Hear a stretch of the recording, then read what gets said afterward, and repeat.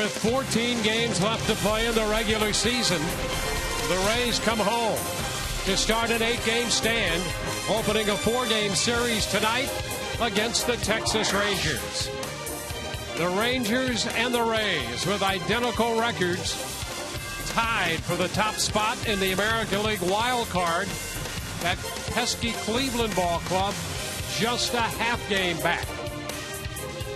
Hi again, everyone, and welcome to an evening of Rays baseball with Brian Anderson, Dwayne Stats with you. Great to have you looking in tonight. We'll be hearing from Todd Callis in just a moment. Well, coming down to the wire, you couldn't ask for much more than this. Two teams, a game with playoff implications, and a pitching matchup. An excellent matchup here with two quality right-handers, starting with Alex Cobb. Yeah, Alex Cobb and Matt Garza. You know, you look at Alex Cobb and what he's been able to do for this Rays ball club. He's been excellent at home, but this is what I say. You look at this struggling Rangers offense, and you say anxious and aggressive, and I think that plays right into the hands of Alex Cobb. As you see the numbers there, very good here, but I expect a lot of strikes early with the fastball and the curveball.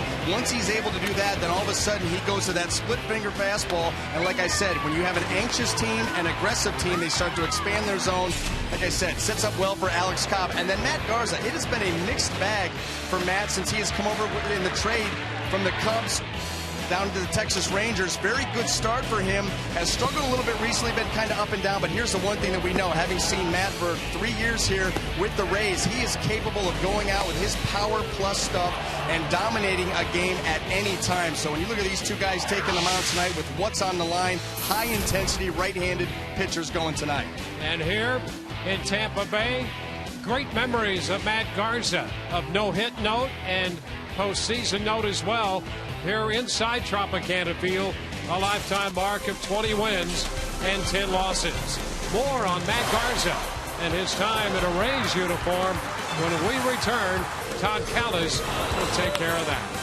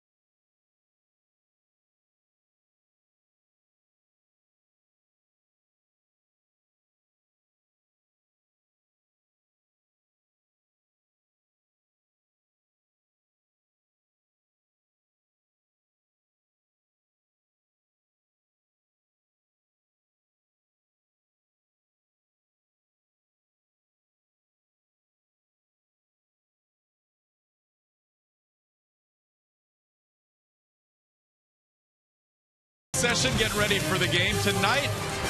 As he flips the ball to the crowd, Rangers and Rays, first of 4 coming up. Cobb will be opposed by a very familiar figure here in Tropicana Field, Matt Garza, who has been part of very big moments here with the Rays throughout his tenure with Tampa Bay. You see his overall numbers, 34-31, that sub-4 ERA. He was the ALCS MVP when he threw very well in starts in Game 3 and Game 7 in 2008 against the Boston Red Sox. And the only no-hitter in team history coming on July 26th of 2010 against the Tigers. We caught up with his good buddy David Price and also Ben Zobrist and asked them about seeing Garza in an opposing uniform. Just like it was, watching Shields. It's a good buddy of mine. He pitched extremely well for us. In his time here with the Rays, he won the ALCS MVP. Whenever we played Boston, I think he had 2 wins. The big start in Game 7, here for us against Boston. It's always interesting facing ex-teammates. We faced J.P. Howell in L.A. with the Dodgers earlier, and Garza. It's been a few years since we've seen him, but it'll be fun. It'll be fun to see him out there, and hopefully we can get the win off him. Ben Zobrist is one of the 3 or 4 Rays that was practicing a little bunting before the game. We'll see if they use that during the course of tonight's game, as Matt Garza throughout his career has had some issues throwing to first base. We are ready for baseball. 3 minutes and 5 seconds till the first pitch. Rays and the Rangers, first of 4, right around the corner.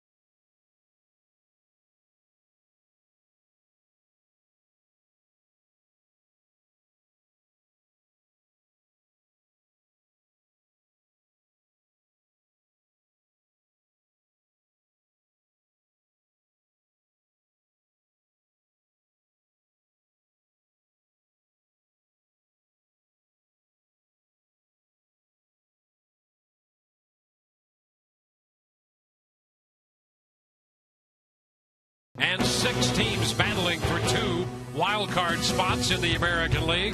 There's no time like the present for the Rays to get hot and secure a spot in the postseason. Tonight, Tampa Bay opens a pivotal 4-game set against the wild card contending Texas Rangers, who arrive with a familiar face on the mound, former Ray Matt Garza. Welcome to Tropicana Field in Game 1 of this series. Alex Cobb goes to the hill to open this one against the Texas Rangers. These 2 clubs in a tie for the top wild card spot. 81 wins, 67 losses.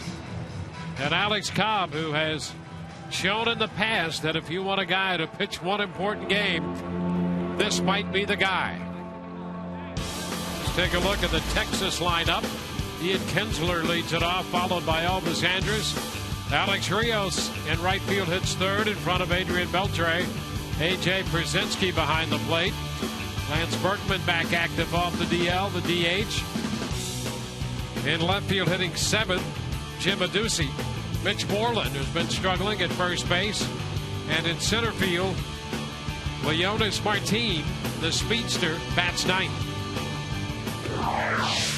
Well, Alex Cobb will be taking the mound tonight for the Tampa Bay Rays. His season numbers brought to you by Coventry Healthcare of Florida. And to your point, Dwayne, well, you've got a dogged Alex Cobb out here who, how about this? His last 4 starts, the team is 0-4. And it's not like Alex is throwing the ball that poorly. He's pitched on some tough nights. But this is a guy bound and determined to go out and get this homestand, and this in particular, this big series off on the right foot. I think look to him to try to get ahead of these hitters early. Fastball, I think you'll see a lot of early curveballs to get ahead, and then to try to get them to chase late with that very good split change. Let's take a look at the defense as it lines up behind Alex tonight in the outfield left to right. DeJesus, Jennings, and Myers. Across the infield third to first, Longoria, Escobar, Zobrist, and Loney. Jose Molina will be behind the plate. Joe Madden's club winning 2 out of 3 over the Twins in Minnesota. Left there disappointed that they did not get the sweep, with the Twins mounting a comeback victory in the final game of the series yesterday. Texas also dropping a game yesterday. Ron Washington's club has struggled mightily. They've gone 2-11 in September, losing 6 in a row. How about that 6-game homestand? They just finished up with Oakland. Did not hold a lead. Pirates and Oakland came in there and for 6 straight games led every inning. Here's Ian Kinsler, and the first pitch of this game is a strike call. First pitch presented by Pinch-A-Penny. Kinsler starts the night at 271. He has some pop for a leadoff guy, as you know, and there's a little looper foul down the left field line. 0-2.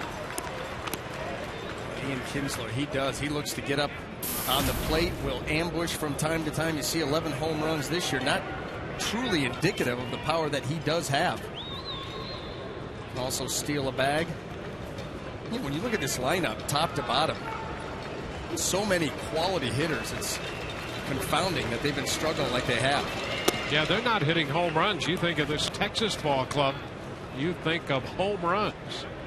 They're a team that has power, hasn't been evident lately, and they have great speed. They will steal bases. Yes, they will. And they will bump their way on as well. And Kinsler swings and misses out in front of the change. Our Toyota Trend taking a look at what they've done in September. This Texas team averaging 3.3 runs a game, and their starters have been an issue as well. Well, that's it. Right there. You're not hitting, and your starters aren't getting you off to a quick start. So the 2-11 record, not that much of a surprise when you see those numbers there. But when you talk about the different ways that they can score, they do have the home run threat, and they haven't homered in 6 games, which it's only the second time that's happened to this ball club in 23 seasons. First pitch to Andrus. That's a fastball for a strike. But you look even bringing over Alex Rios, and with his 10 stolen bases as a Ranger, they've got 5 guys in double digits of stolen bases, 125 as a team. Will bunt. They do a lot of things you think that they'd be able to manufacture runs. It has not happened. Strike 2. At least recently. Larry Vanover calling the balls and strikes. And they, like the Rays, have gotten men on base, but they have had a difficult time with runners in scoring position.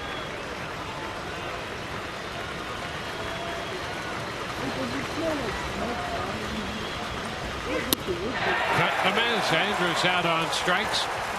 Cobb disposes of him on the changeup, same way he got Kinsler. I mean, following the game plan perfectly. Get ahead of these guys early and then try to get them to chase late. You got Kinsler to chase a ball out of the zone. That was a borderline pitch, but that late action takes it down and underneath the swing. A very quick start here for Alex.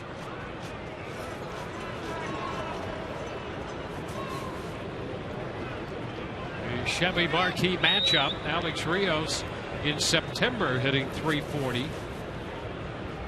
Halfway through the month. The pitch is a strike. Hitting .294 in a Texas uniform. Overall for the year, .281.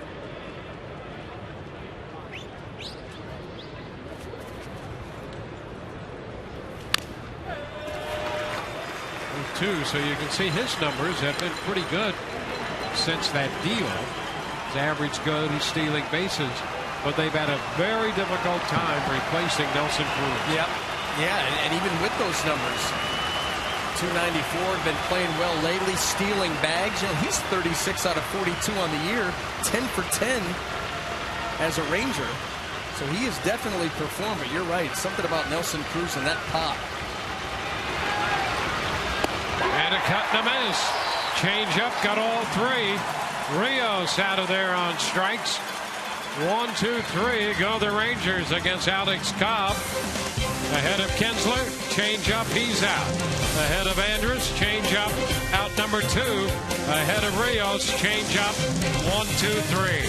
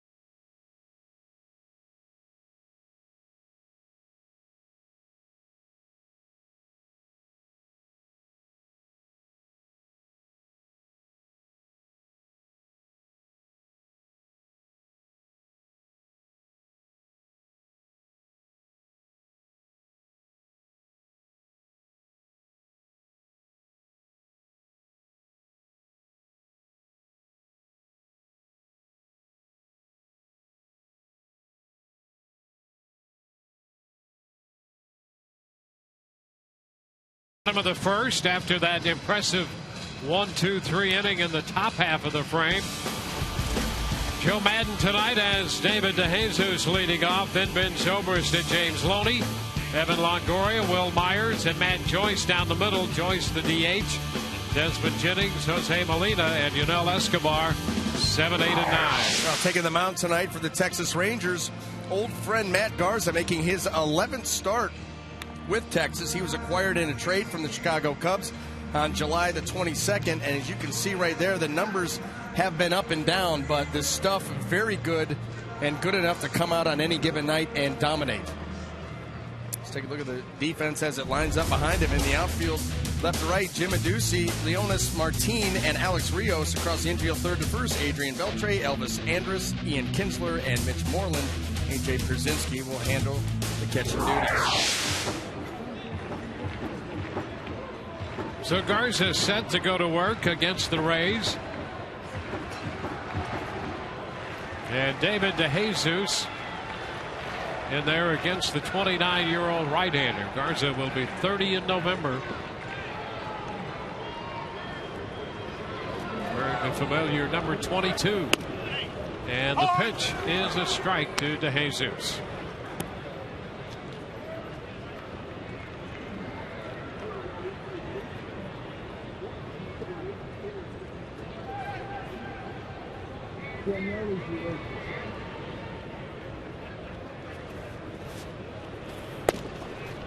Short on the bat, that's a strike, 0-2. You wondered if the Rays were going to employ the bunt against Matt Garza. You know, fielding his position has not been one of his strong suits. The Rays obviously know that from having him here for 3 years. So you wonder if that's going to come into play to force him to hop off that mound, field balls, and make throws. Ground ball back to first. Moreland with the toss. Garza off the mound to cover. And DeJesus is out on 3 pitches. Matt Garza, you know, a lot of emotions you can imagine in this game. And he's an emotional guy anyway. Rays fans have seen that for the 3 years that he was here.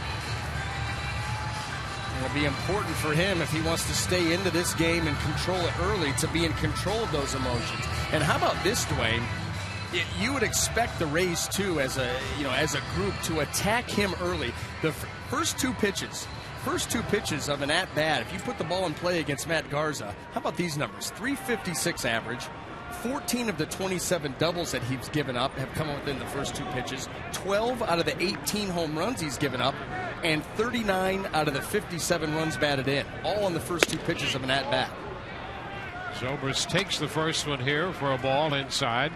And so if I've stumbled across those numbers, you know that that's something that the Rays coaching staff has. So they will have these guys on alert. If he's throwing get-me-over pitches early in the ball game, be ready to rip. Zobrist ahead, 2-0.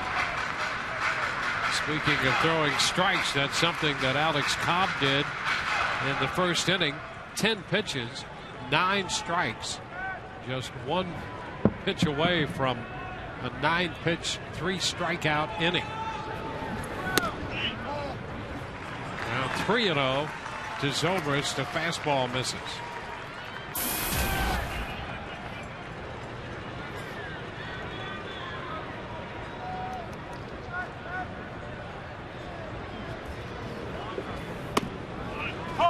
Taking a strike, 3-1.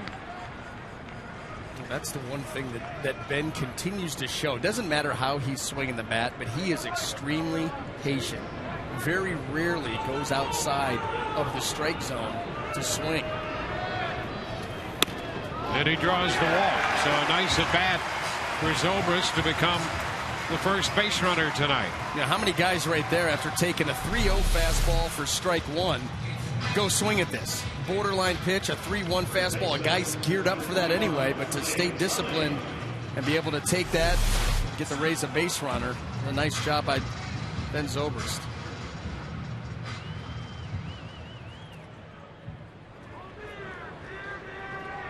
James Loney.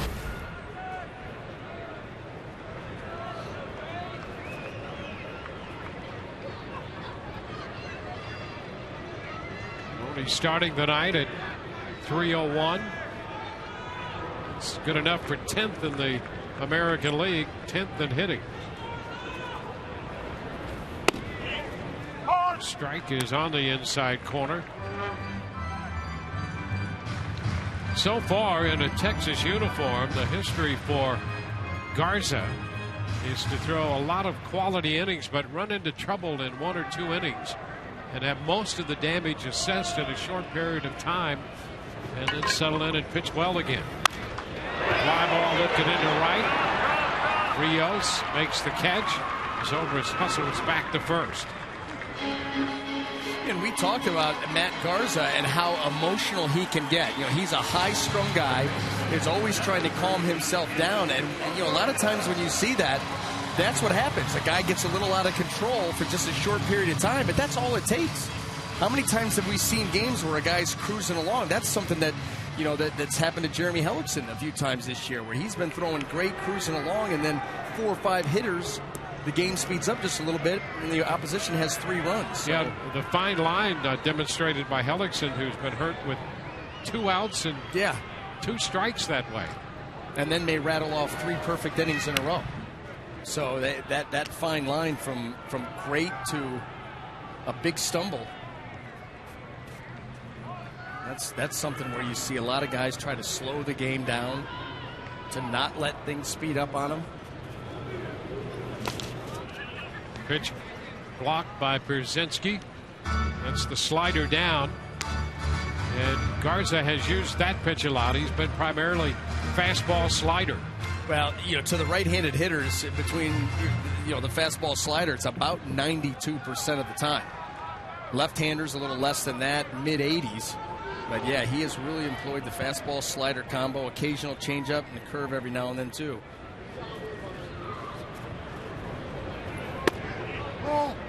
Bit wide. Brzezinski tried to bring that pitch back. I'll tell you what, this is a tight zone. This looked like a pretty good pitch here from Garza. Was a pretty good pitch from Garza.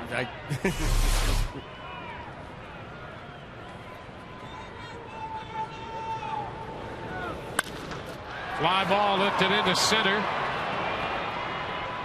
Right center, Martin and Rios, and Martin makes the catch with Rios ducking out of the way. We go to the second inning, and we are scoreless.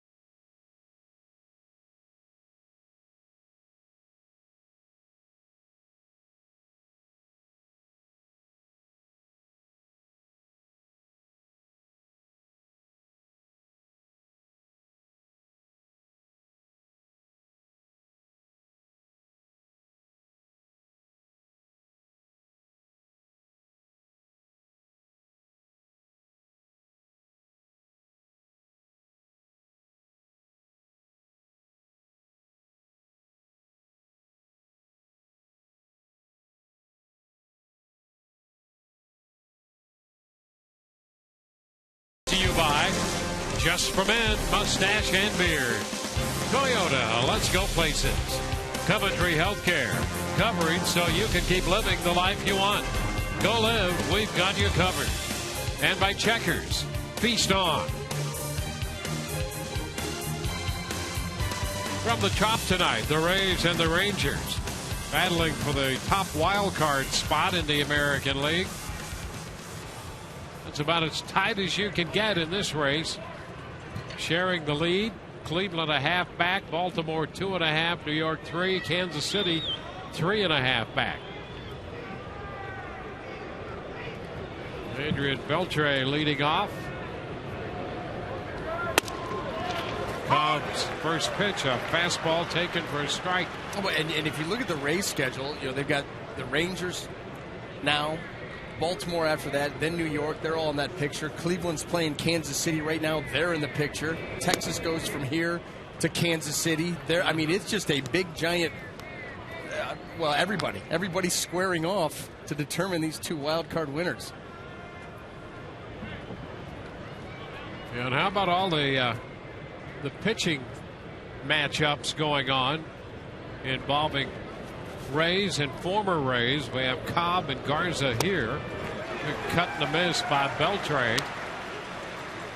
It'll be Kazmir and Shields in the Indians-Royals matchup. It's getting creepy. So a lot of former Rays involved in this postseason hunt.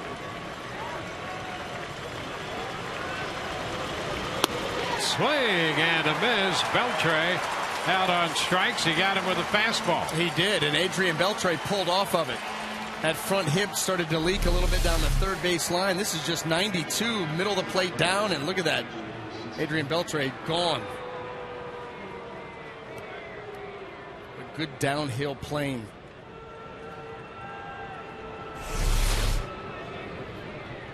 So 4 consecutive strikeouts to start this game for Alex Cobb. Here's A.J. Brzezinski.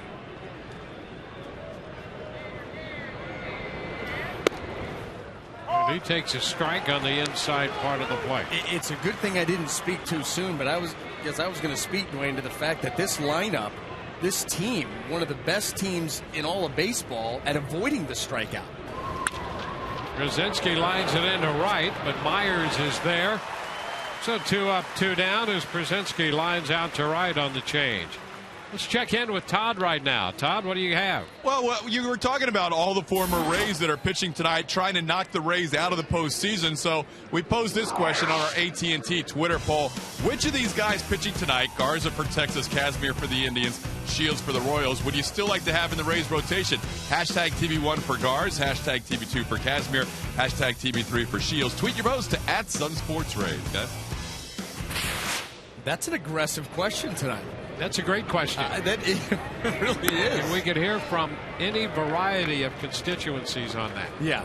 It's a wide variety of guys and pitchers right there. No question. Lance Berkman takes ball 1. 1-1.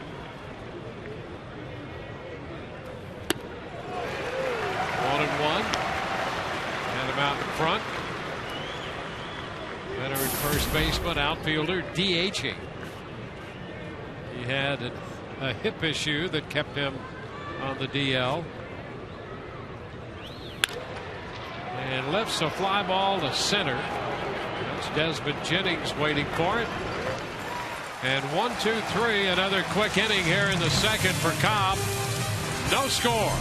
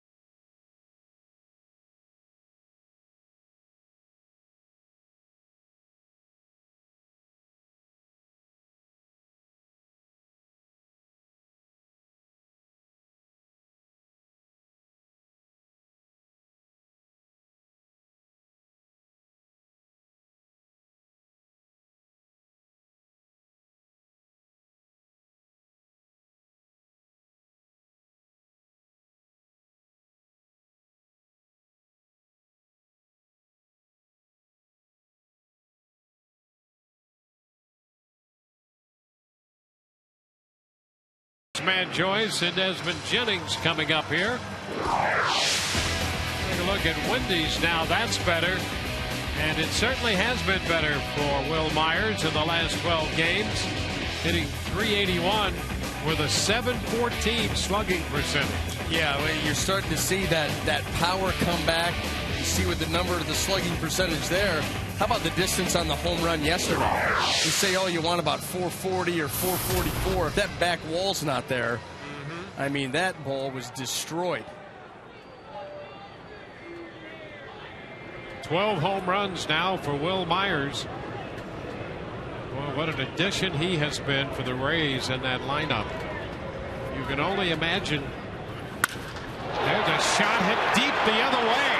Deep down the right side. Gone! Home run for Myers.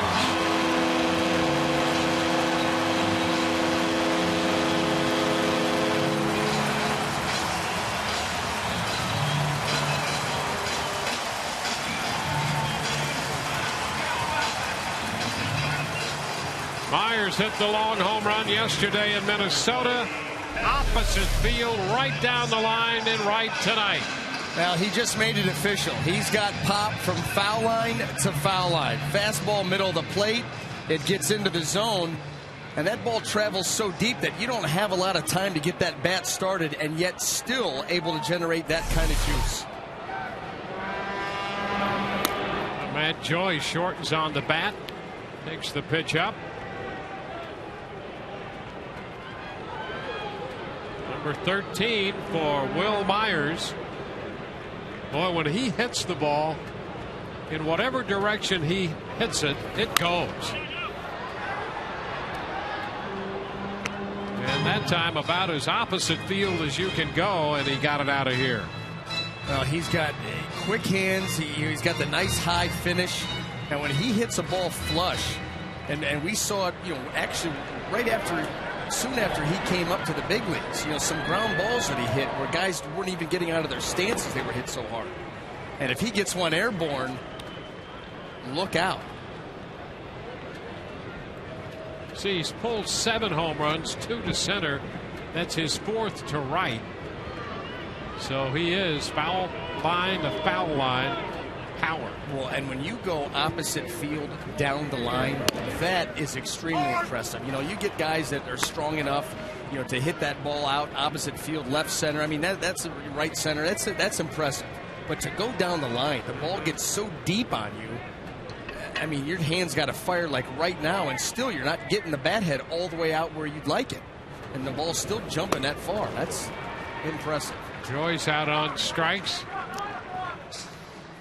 We'll take another look at Myers connecting and going out to extreme right. When he's swinging at that ball so late.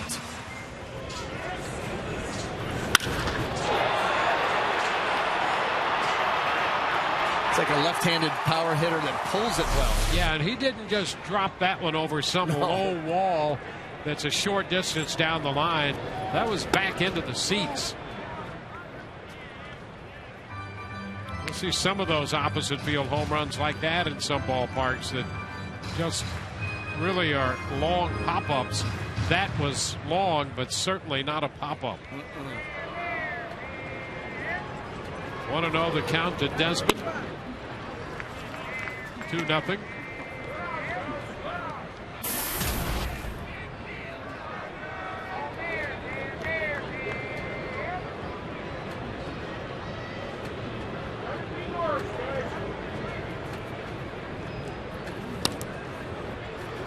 Brzezinski's mitt. 3-0. That home run given up by Garza, the 11th in a Texas uniform, the 19th overall given up by Garza this year.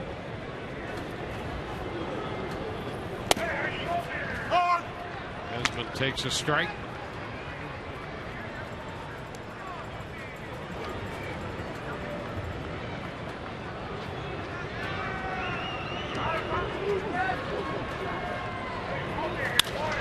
Desmond looks it into center. Martin coming in. 2 away.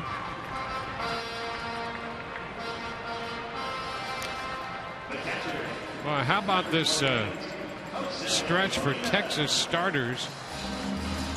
Over 13 games, their starters are 1-11 with a .532. Again, hard to imagine, especially with what the Rays are going to see in this series. You think about Garza; he was the big, trading deadline acquisition. That man right there, Darvish, in the season that he's having. He's lost 4 1-0 decisions.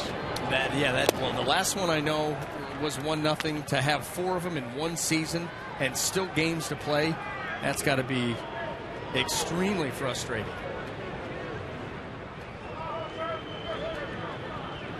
Strike the count to Molina.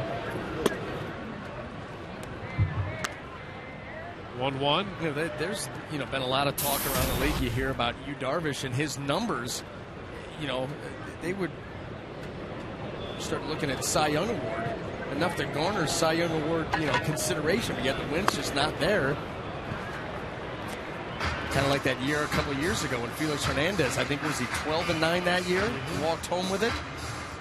Darvish Talk about being able to rack up strikeouts and be dominant. Yeah, Darvish 12-9 right now with a 279, as you can see. The strikeout to walk, 256 strikeouts in 190 plus innings. 2-2, and with that 68 walks.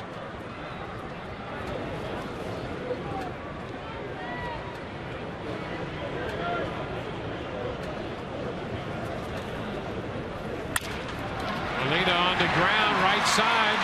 A late start to cover first, but Garza gets over there in front of Molina. So Molina is out number 3. Rays get on the board with the opposite field home run from Will Myers and lead 1-0.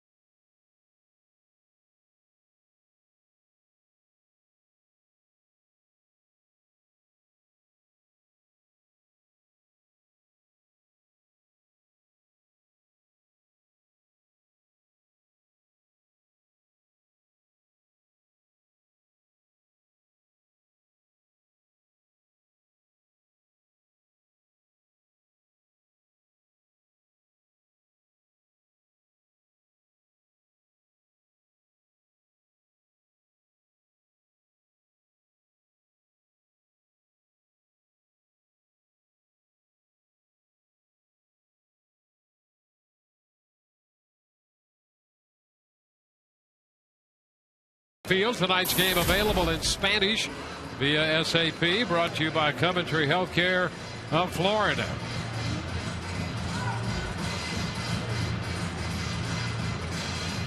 Rays using the long ball from Will Myers to break out in front. Myers tattooed the ball yesterday up in Minnesota. 104.9 coming off the bat. They estimated that one at 440, but you can see when the souvenir was retrieved, you wonder how far that ball might have actually traveled freely. Further than 440 is my guess. He's been fun to watch, and he has shown some kind of power. You wonder if the hair, the Rays play, he can't cut his hair. No, he can't. But you wonder with the hair, is he going to have to go with the Scully to keep the hair down to then get the baseball hat on? He's either that or he's going to have to go up a size in the hat. They got the whole Samson thing going. He can't cut his hair. Yeah, no, there's no question. No, yeah, I don't think anybody would question that. But you got to go with that Scully, that tight little knit cap. That hat may not fit. You've seen a couple of swings where the helmet's popped off. Jim Ducey up here. Pitch is inside. Yeah, if he cut it now, he'd just have warning track pop. Yeah. That's not going to work. Not now. You got to wait till it's all over and then see what happens in the winter. He's not going to have to hit home runs then. Could donate it. Yeah. I like it. That'd be a lot of hitters after that. Hey, I'll take some. 2-1 to count to Ducey. Ducey was with the Cubs briefly last year, and then Texas signed him as a minor league free agent. Ground ball headed for Zobrist. And Ducey is out number 1. 7 in a row retired by Cobb to start this game. Boy, he has been awfully sharp, awfully efficient. He said early what he would try and do with this lineup. Listen, this is a very proud franchise. They expect to get into the postseason. They've gone to the World Series a couple times, very close to winning one. Well, the Rays have run into this team a couple times in the postseason in 2010 and 2011. So they know all about this Texas club. Mitch Moreland comes in 0 for 21. Pitch inside for a ball off the plate.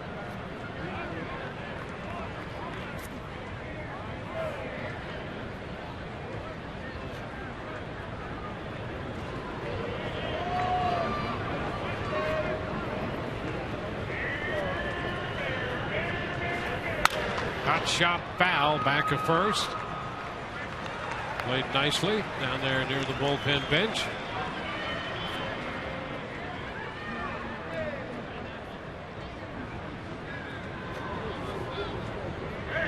Cobb struck out the side in the first, then he got Beltre to open the second on strikes. One out into the third. Foul ball takes the count to 1-2.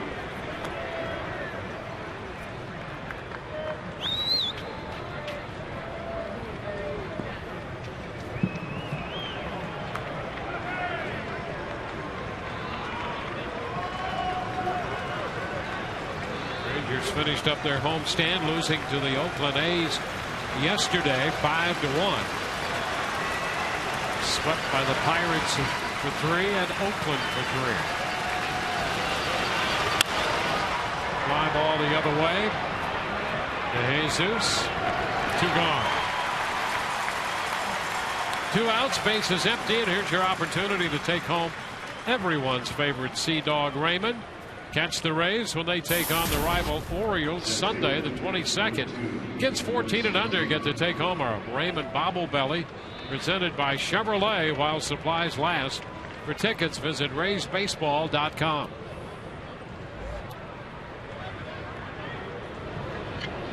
Leonis Martin, the hitter. Troops up on the bat. Here's a guy who will bunt. Ball 1 down and in. Leads the major leagues with 11 bunt hits.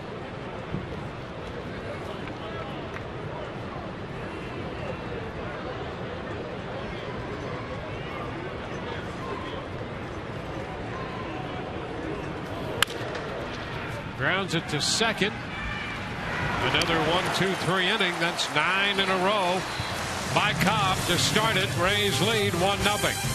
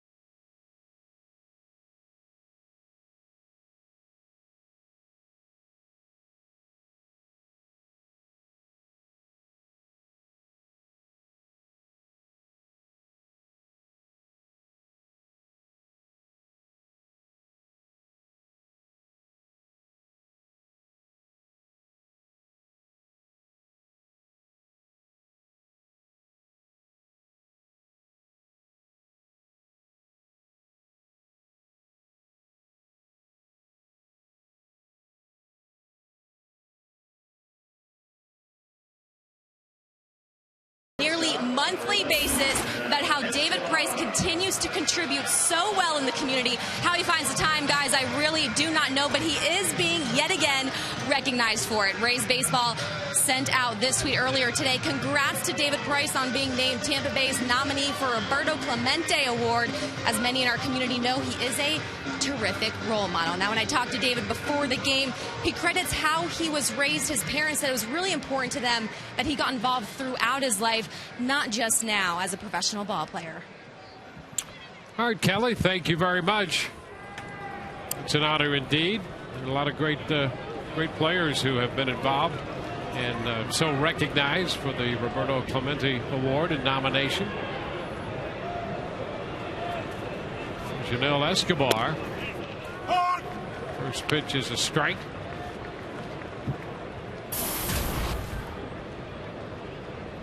Escobar starting the night hitting .265.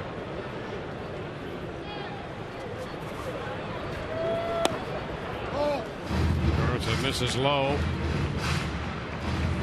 1-1.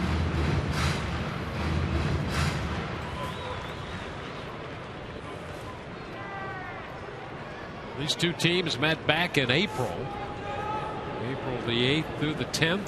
The Rays lost 2 out of 3 to the Rangers in Arlington.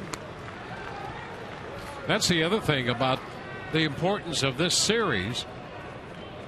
The Rays really need to win at least 3 out of 4 here from Texas, because if they should finish in a tie the way they are now, the tiebreaker goes to season series. And the Rays are down, having dropped 2 out of 3 to the Rangers earlier. So to win the season series, they're going to need 3 wins out of these 4 games here.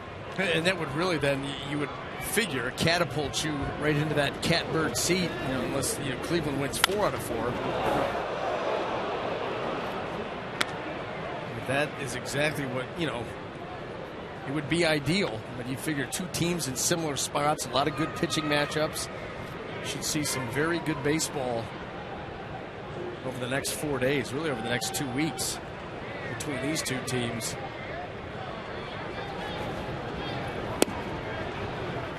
Fastball misses. 3-2. Garza's missed on 3 or 4 pitches that have been very close, and they have not gone his way. Not at all.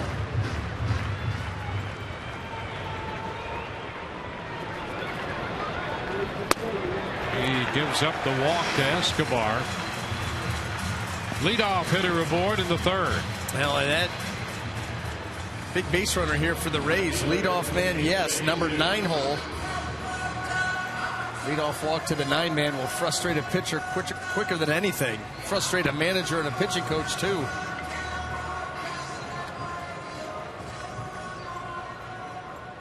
Here's the top of the order for the Rays, David DeJesus.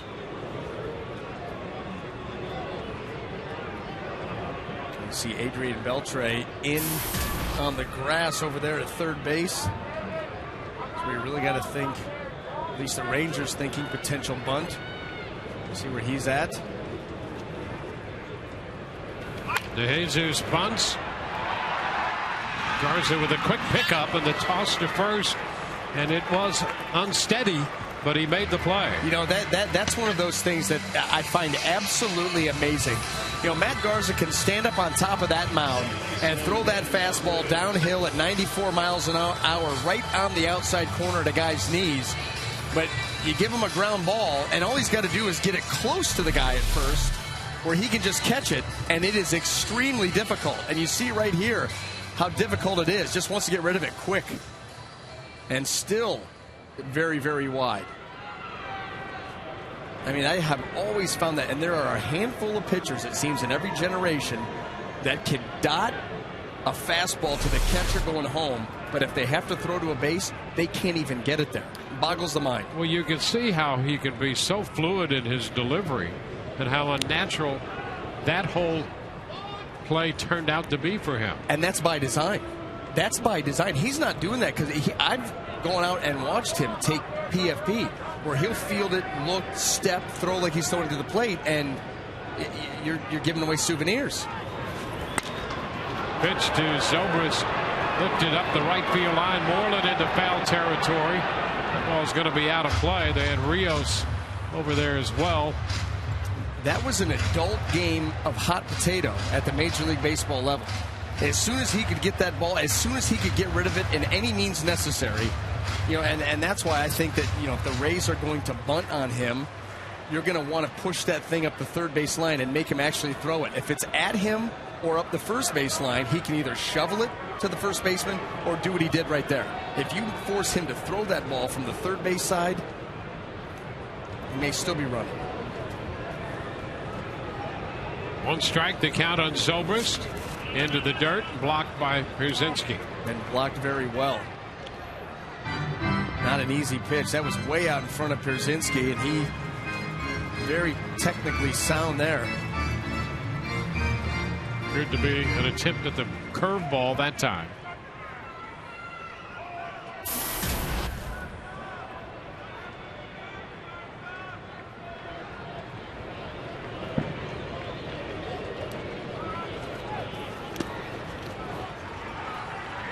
Two balls and a strike.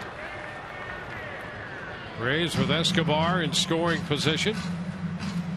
They have a run on Myers' home run in the second. Then Zobrist trying to get Escobar home.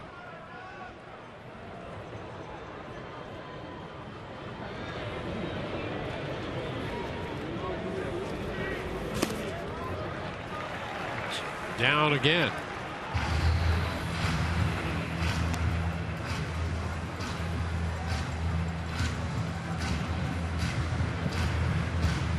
First time the Rays have had a hitter up there with a man in scoring position tonight since the end of July.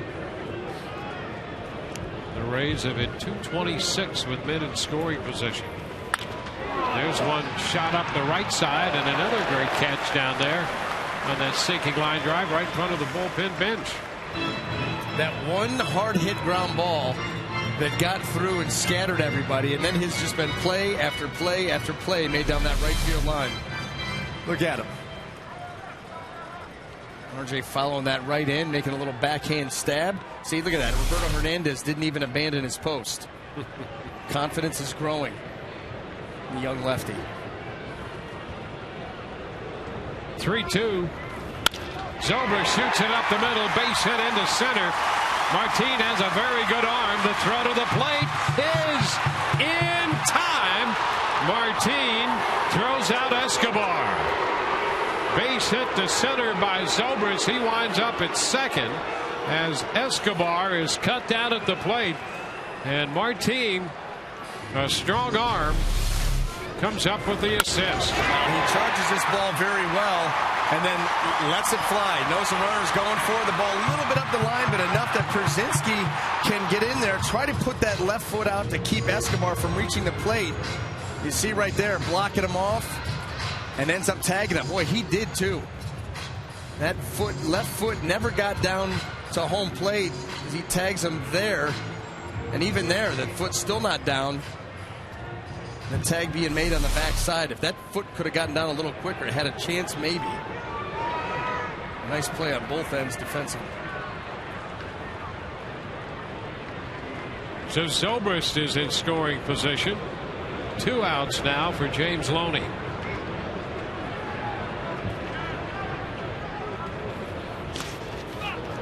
Blocked and covered up. 1 ball, no strikes. Take a look at Martin now. 11 assists out there in center field. This guy has a very good arm. And then before you know it, those numbers start to plummet because teams just quit running on you.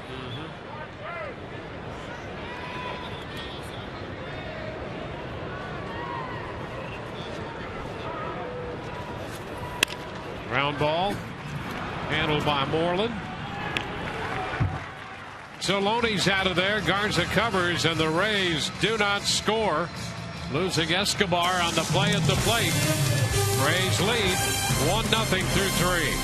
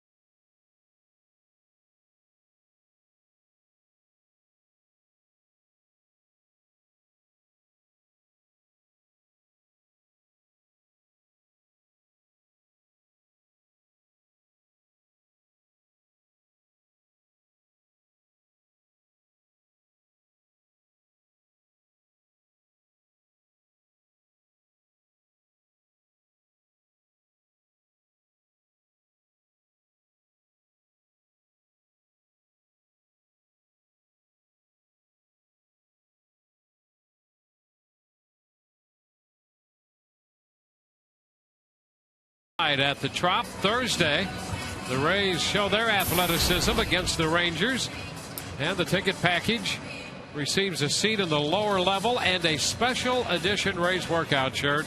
For tickets, visit raysbaseball.com/special events. That will be a great looking shirt to pick up. That'll be a great looking shirt to do a game in. Yeah, let's see if we get one. Yeah.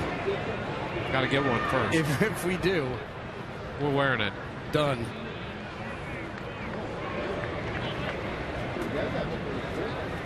Ian Kinsler. He lines it up the right side toward the corner. One hop to the fence. Kinsler's on his way to second with a double. And Kinsler waiting for the first pitch fastball. Picks up his 28th double. First hit given up by Cobb. Alex had gone 9 for 9, and then Ian Kinsler right here, a ball away, but there was enough elevation, and you see Kinsler's right on top of the plate anyway. So he just reaches out, pokes that ball into the corner.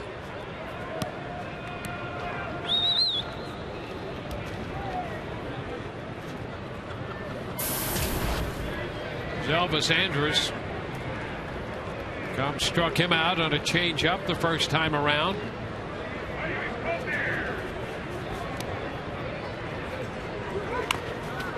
On his foul, strike one.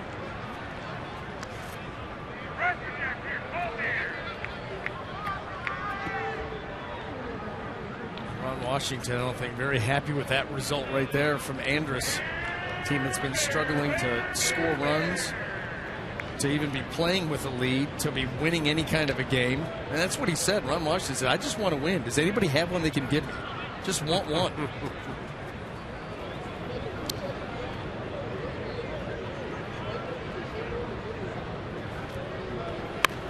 Andrus bunts at third base side, and Longoria has to go to first with Kinsler moving into third. So Andrus, who is a good bunter, sacrifices Kinsler up to third base. Well, pretty textbook right here. A square round, bunt up the third base line. You make the third baseman field it, so there's nobody there. Mission accomplished. Zobrist covering first, one away. And now Alex Rios. The Rays, with Alex Cobb and the ability to get the ground ball, have the infield in. Rios into the game hitting over 300 with men in scoring position. He lays off the pitch down at around 92, 93.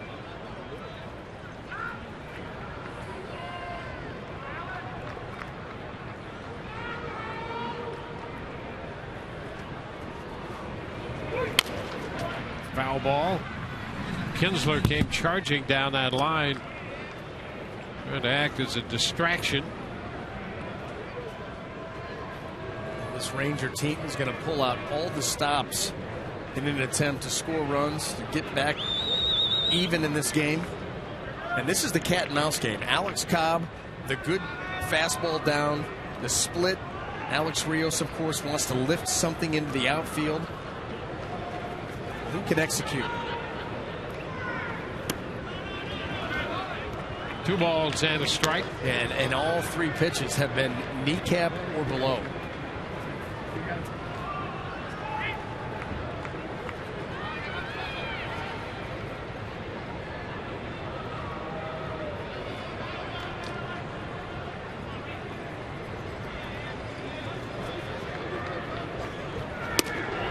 And that's going to be a strike. Right around the knees. Yeah, and that's where, you know, you look at some of the calls that Matt Garza has not gotten on close pitches, and then right here, and that's why that's a tough pitch. Nothing Alex Rios is going to be able to do with that except hammer it off his front leg.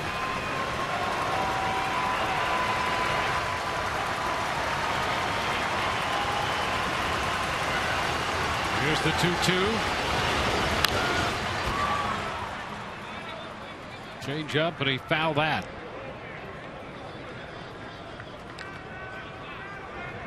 Rays beginning the 4-game series, the first game of an 8-game homestand. They have Texas in, followed by Baltimore. And then the Rays go to New York to play the Yankees and finish the regular season in Toronto. The big run producer Adrian Beltre waits on deck for Texas.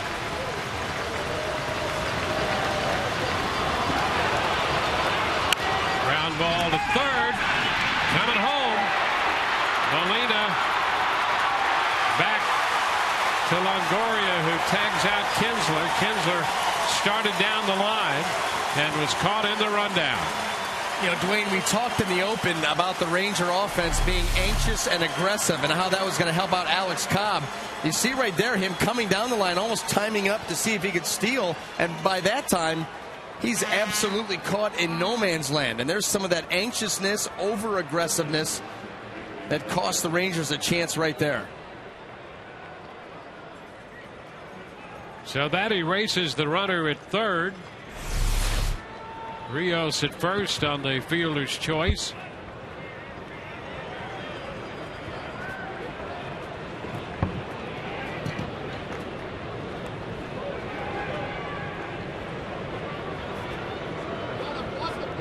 Adrian Beltre.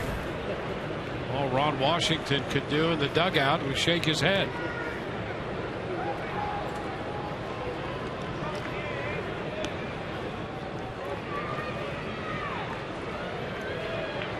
Cobb struck out Beltre on a fastball, got him swinging in the second. Over to first, back in is Rios.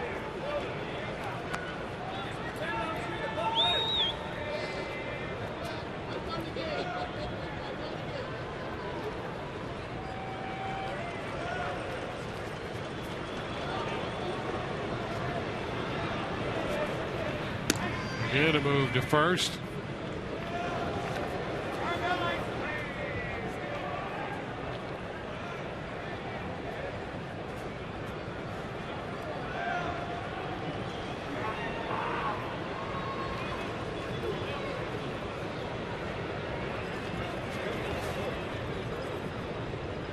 Runner goes. First pitch to Beltre is a ball to throw down. Not going to be in time. Rios picks up a steal. The 11th stolen base given up by Alex Cobb this year, and the 11th stolen base for Alex Rios as a member of the Rangers. You see right there, hands on his knees. Still gets a pretty good jump. It gets down there quite easily. Jose Molina up and out, quick with the throw, not in time. It's 37 on the year for Rios in 43 attempts.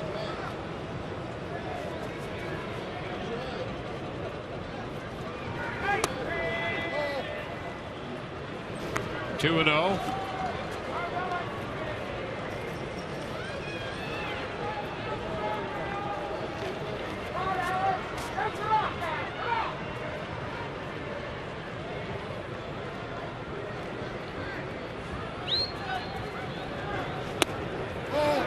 It's close for ball 3.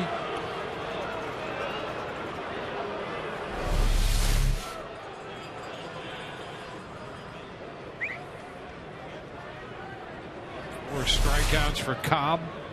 He's given up 1 hit. Rios, the runner at second after the steal of second.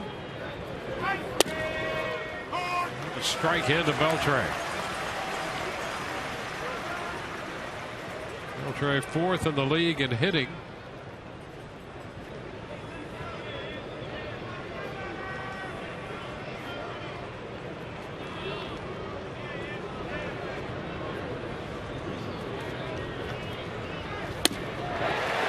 That will run the count 3-2.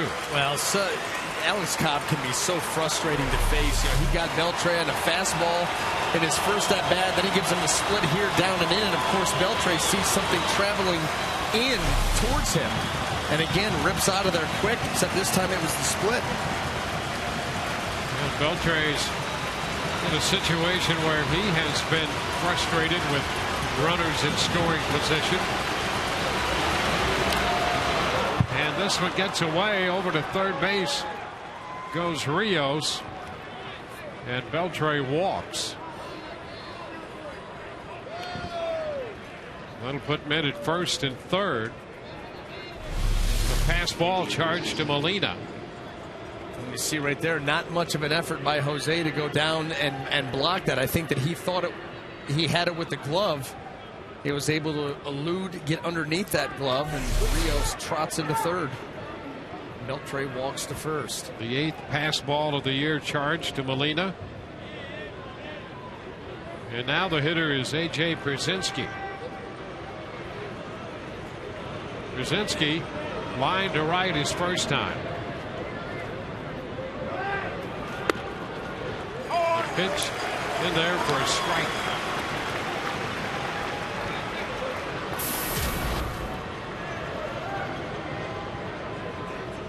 Let's go now, Alex. Come on, let's go now. 17 home runs for Przinsky.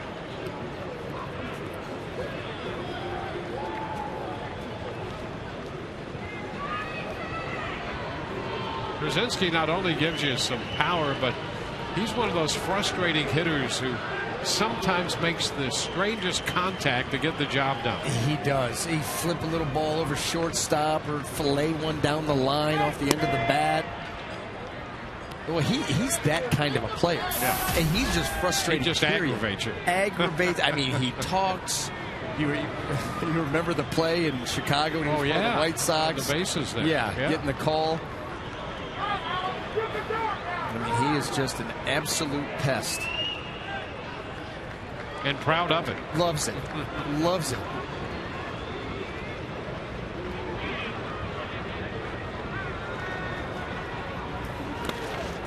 The stop by Molina, a pitch down and in. You know, you were thinking to yourself, don't let it happen again after the one that allowed Rios to move up. And then how about this? Going down for the backhand, sliding over there, doing whatever he can to keep that ball in front, keep the runner at third.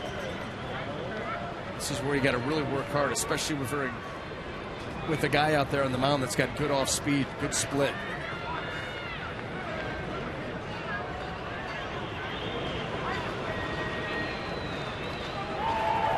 Two-one. Tapper. The count goes to 2-2 on the foul ball.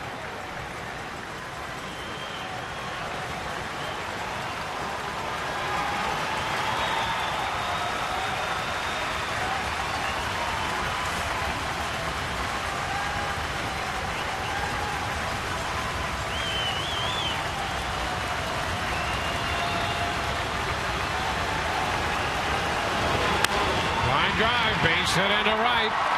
Hit the fastball to drive in Rios. Beltre goes to third. The game is tied 1-1 as Przinsky comes up with a base hit to drive home the first run for Texas.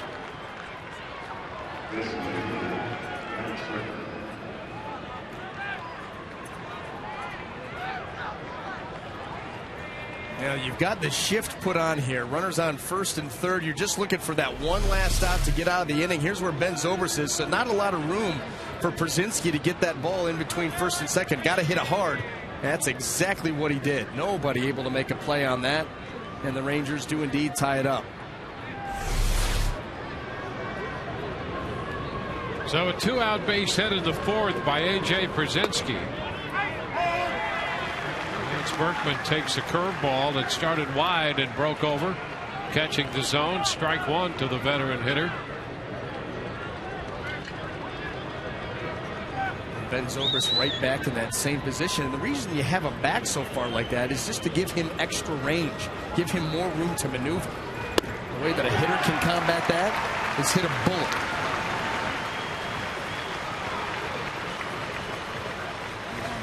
There's Ben right back out there.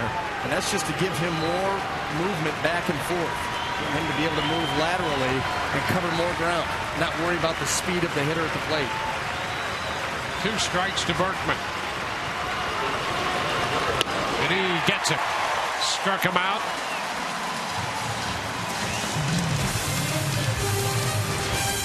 Rangers score 1 to tie.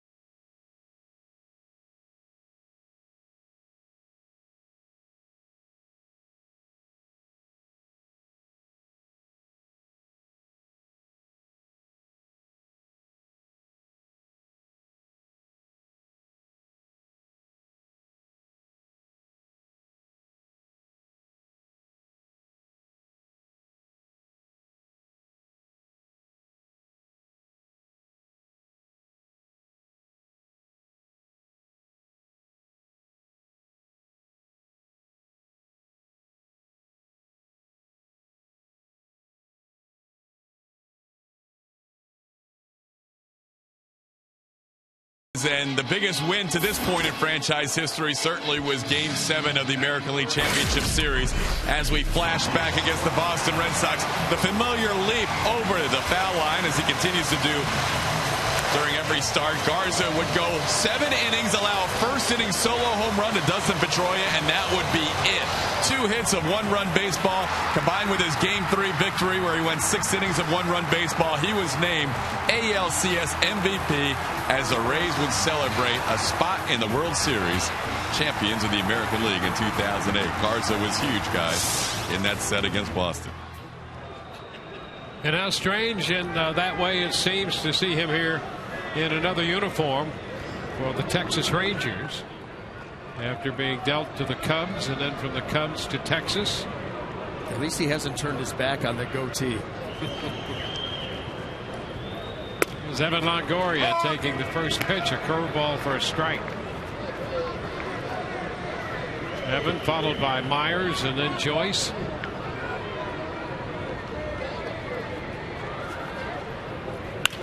Ground ball, just foul.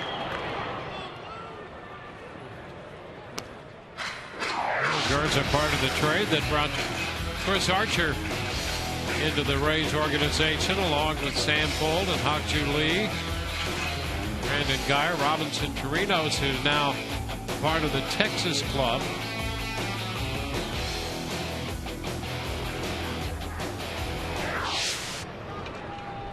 Turned out to be a pretty good deal. It really did. It really did. I mean, Chicago got what they wanted, and I'm not sure they knew what they gave up with Chris Archer. The ball's going to fall in front of Rios. Longoria has himself a base hit on the off-speed pitch.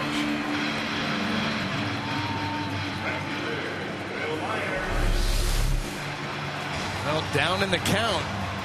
And this ball right off the end of the bat. And that's where, you know, when Joe Madden talks about moving the baseball, Evan didn't crush that pitch. He didn't lace a ball into the outfield. But what he did was battle with 2 strikes. He got enough of it and just filleted one in there. You give yourself a chance.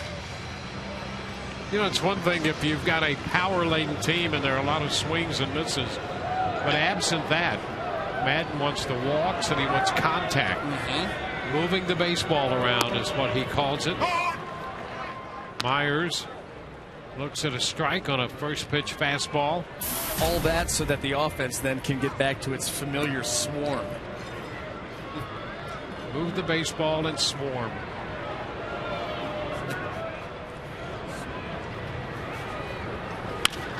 Chop to third. Fair. Beltre to Kinsler. They get the force on Longoria. Did they? Boy, that was close. I mean, Evan, because of the nature of the ground ball, the fact that it was chopped, that allowed Evan to get down there close to second base. He's going to prevent a chance for a double play, and he makes this play close. Real close.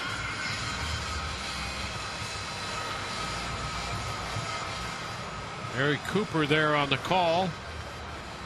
Yeah, and then you see right there, Evan more concerned with breaking up the double play, not sliding into the bag. That front foot was wide. He was trying to keep Kinsler from making the return throw. And Joyce hits.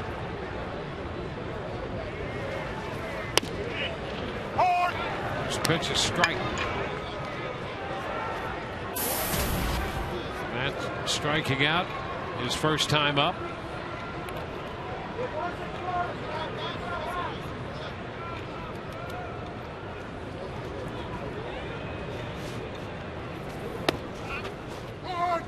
And a delayed call there by Larry Vanover for strike 2 on Joyce. I think he wanted to make sure that he saw what he thought he saw with Przinsky pulling out of his stance quick. That pitch did look like a strike.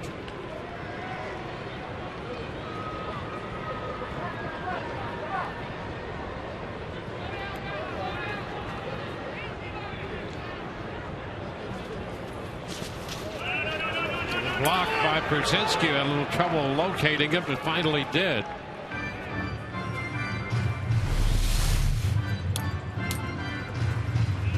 Getting over in front of that slider, and you see how Przinsky slides, gets that glove between the legs to keep the 5-hole closed up, and just smothers that ball with the chest protector. That is textbook blocking.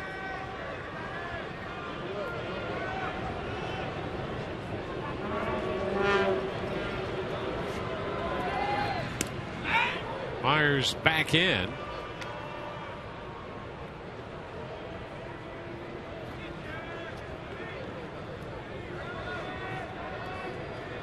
I wish we could have heard that. That would have been good stuff.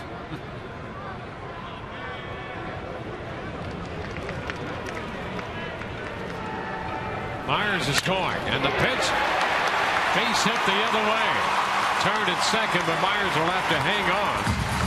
So Myers breaking as Joyce lines a base hit into left, setting up first and second with one out. Well, Garza had Matt Joyce in big trouble, but again, runner going, ball has elevation, and Matt, all he's got to do is go out there and slash at it.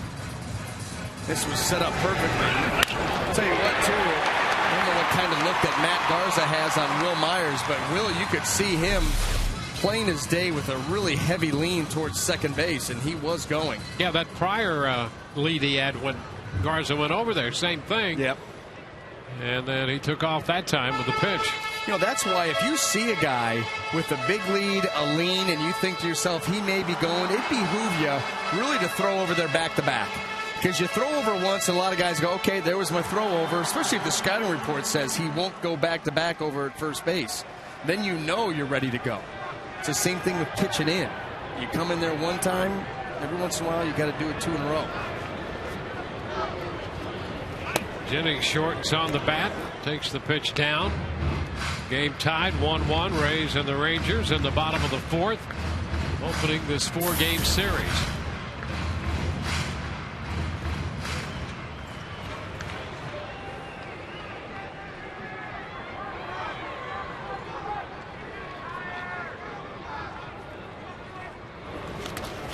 Into the dirt. That's going to skip by Brzezinski, moving both men into scoring position. So just like that, after Texas ties it in the top of the inning, the Rays have a threat. One out, two men in scoring position in the bottom. Now, Brzezinski been so good at blocking all game long. Gets a backup slider here and is not able to get over in front of it. In fact, that ball hit off of Larry Van over there behind the plate. And now the Rays, no need for the bunt.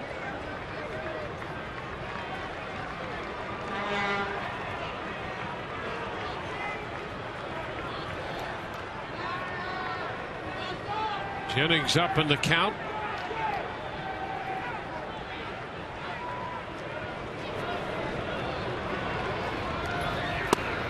Did he go? He did not. And Gonzalez on the call runs the count out to 3-0.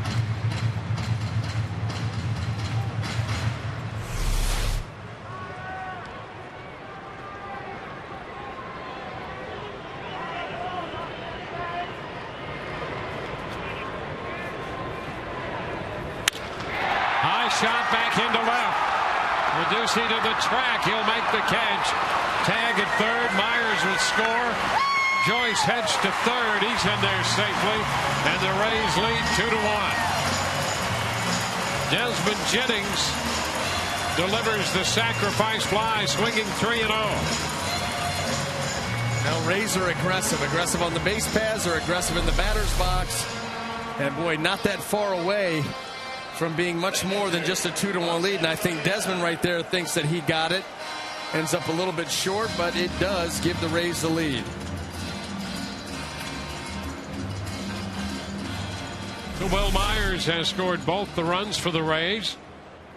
This time driven home by Jennings. Joyce at third. Here's Jose Molina.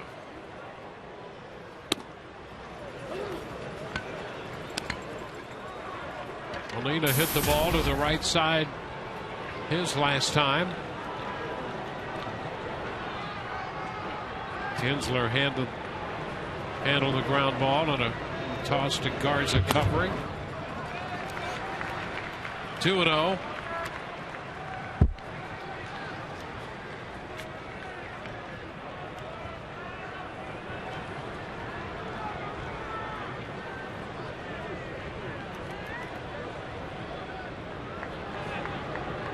Garza 9-5 on the year between the Cubs and the Rangers.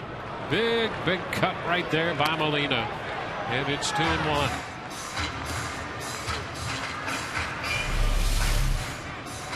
Well, 2-0 count, and Jose Molina cuts it loose. He take a shot.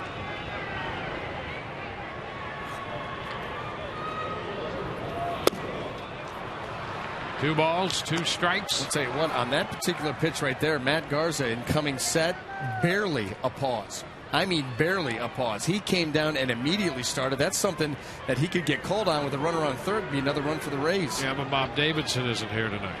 That's very true, right there. Okay, he held it there.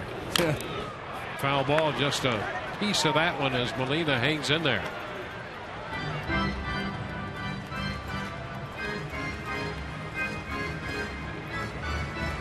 Myers homered in the second. He has scored on the sacrifice fly by Jennings in the fourth. And Joyce is at third base right now.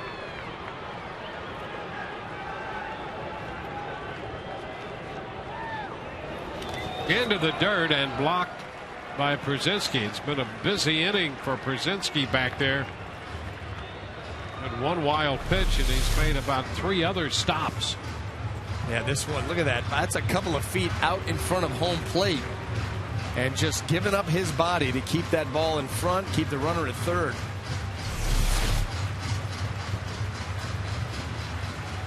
Sharing trade secrets. Yeah, 2 catchers up there. Empathizing with each other. Yeah, lamenting their trade.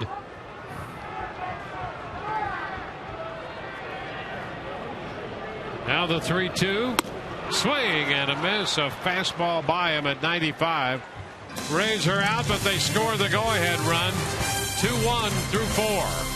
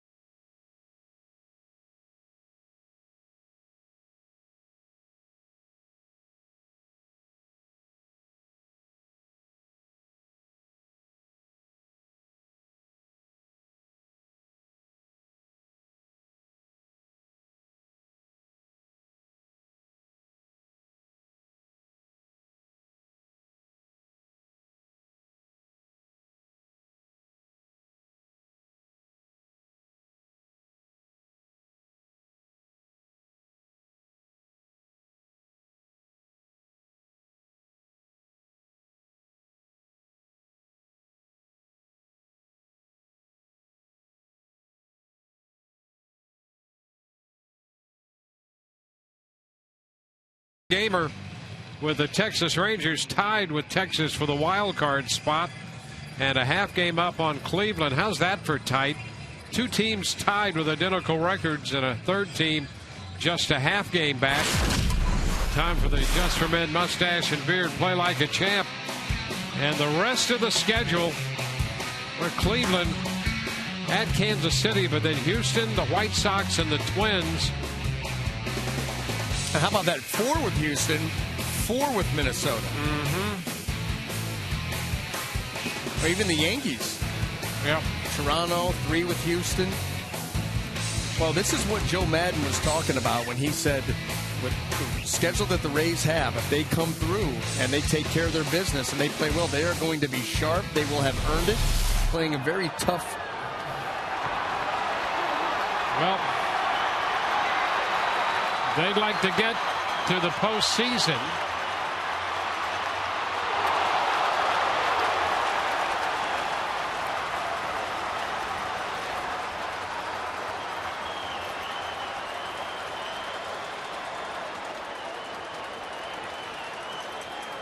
We saw the schedule of the other contenders, and the Rays have this 4-game series with Texas and then 4 with Baltimore at home. Then on the road, 3 in New York against the Yankees and 3 in Toronto against the Blue Jays, as if Texas and Baltimore would not be tough enough. Then on the road in New York and the Blue Jays, there's no guarantee that the Blue Jays are just going to say, we're going to play out the string. No. And once you've gotten that far, you will have gone, like you said, through the gauntlet. A very tough 11 games before that. So everybody playing for something, even right up to the very end, because you'd love to keep a division team out of the playoffs, and that's what the Blue Jays would be looking to do.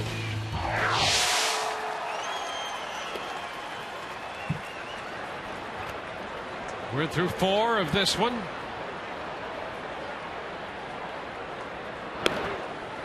Alex Cobb all set to go to work in the 5th. Bottom 3 in the Texas order due.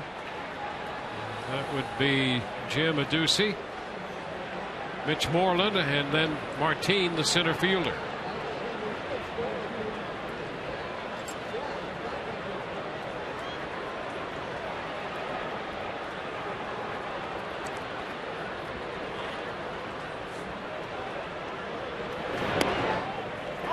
First pitch to Adduci is in there for a strike.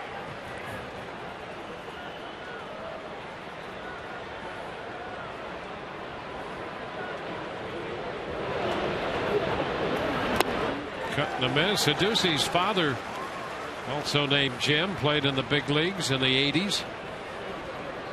An outfielder, first baseman. And his son kept the hair. Love it.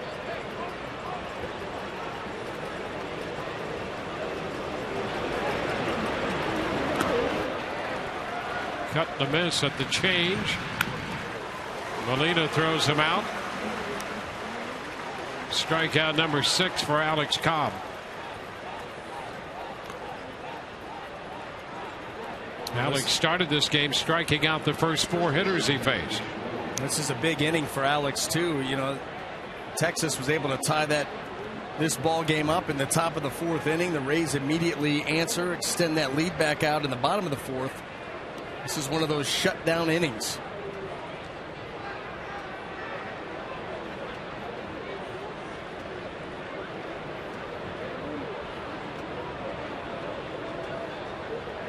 It's Mitch Moreland. Pitch is a ball.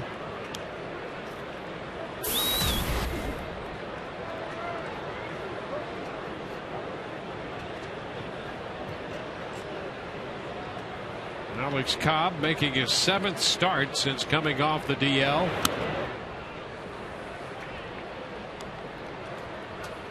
We've gone 2-1 in the 6 starts since returning to action.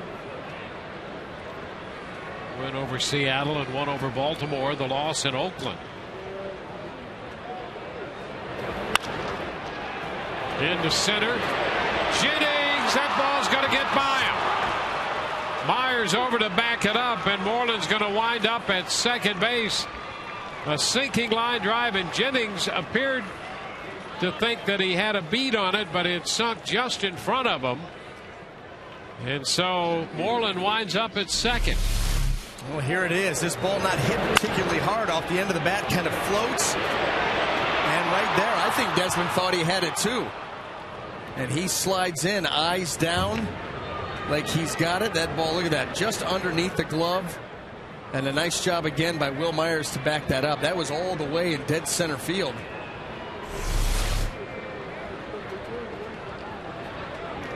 So the Rangers have Moreland now. That snaps it 0 for 22 for Moreland.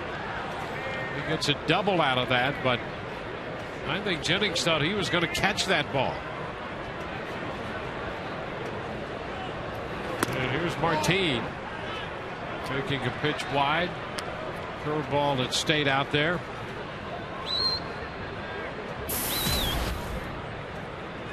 So the Rangers now have a man in scoring position.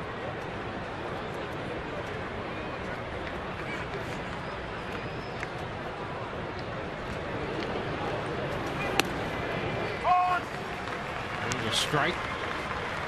1-1.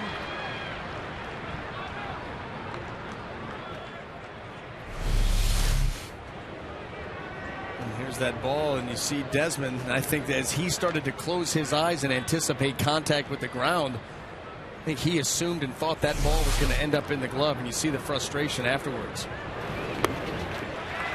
Yeah, we've had 3 or 4 of those that I'm sure, and well, Desmond has been straight up about it, stand up in the aftermath of those plays, saying that he anticipated catching them because he's been such a brilliant center fielder. And he has had a handful of those occasions on plays where he expected himself to come up with a catch and for whatever reason did not.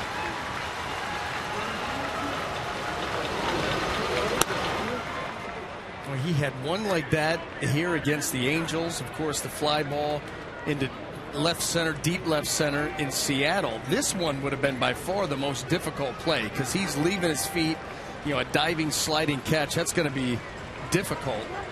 No doubt about it. Would have been a spectacular play.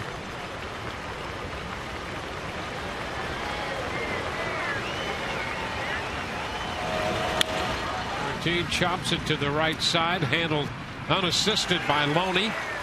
2 outs, and Moreland advances to third.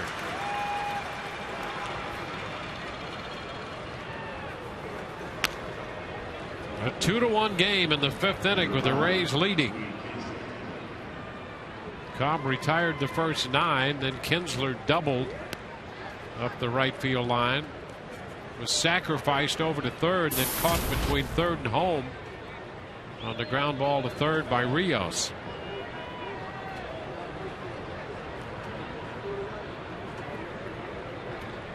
Kinsler now with 28 doubles.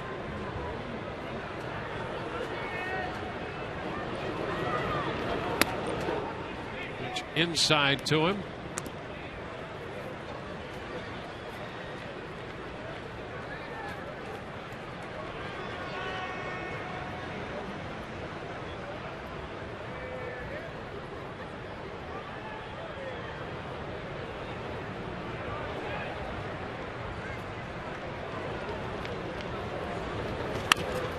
That's going to be fair, just inside the bag.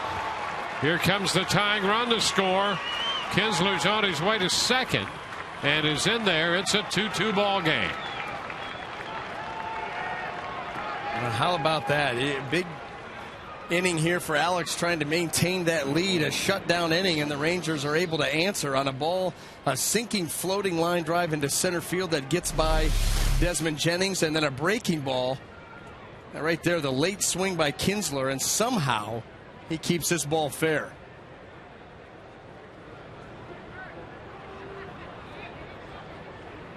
Well, you can certainly understand that. You throw a breaking ball and a guy inside out swing, a righty up the right field line with a ground ball.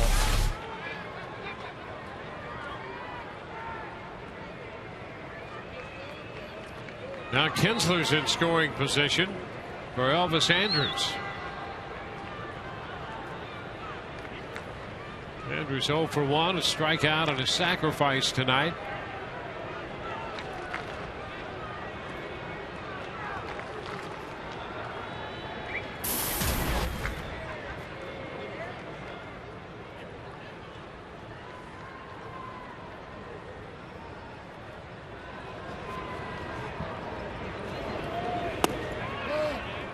Pitch inside, 1-0.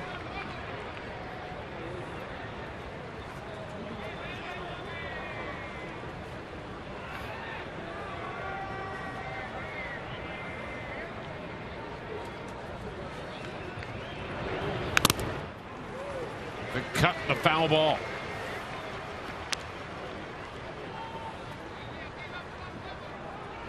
The Rays scored in the second on the Myers home run. Texas got a run in the fourth. The Rays regained the lead in the bottom of the fourth, and Texas with a run to tie it in the fifth.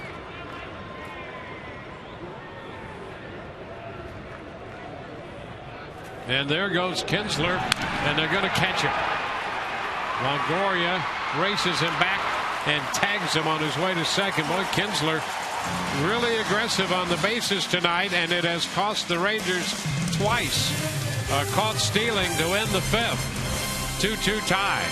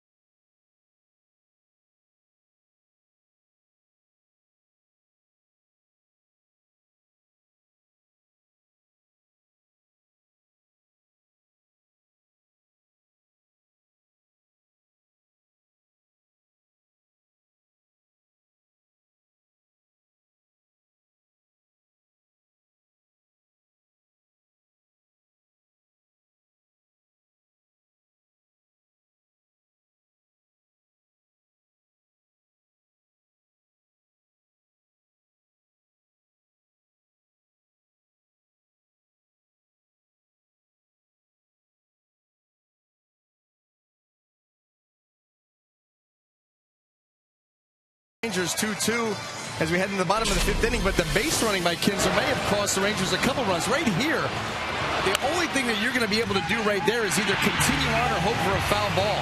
A ground ball right there, he gets caught in a rundown coming off a third, being a little bit too aggressive. And then right here, with 2 outs, you're already in scoring position. There is no reason to push the envelope there. You're out at second base, and you look to be driven in by Andrus at the plate. But again, too aggressive trying to get to third with 2 outs, and it costs the Rangers another base runner. Longoria and Kinsler getting well acquainted tonight. Second time that Longoria has tagged him out as a result of his overly aggressive maneuvers on the bases. Now pitches a strike to Escobar to start the bottom of the fifth. Well, going back to the first one, the one off third, he came down so hard like he was going to steal home and then stopped. Even if the ball's not put in play and Molina just catches it, he's already going to be in a rundown regardless. I mean, the only thing you can hope for is, you know, a tried and true base hit or a foul ball to buy you a new life. A ground ball, you know, it just is way too aggressive in that situation. That was with just 1 out, too. For a team looking to try to score some runs, been struggling in that area, you cannot continue to give up outs on the base paths. Well, the Rays would gladly take it.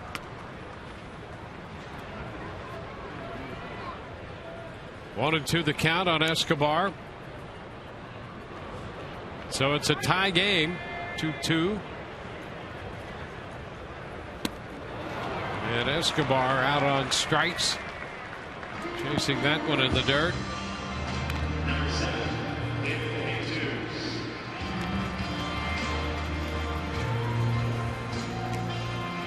Third strikeout for Garza. They've all been on swinging third strikes. Here we go to the top of the order. David DeJesus was grounded out at sacrifice. DeJesus came into the game 6 of 20 in his career against Garza.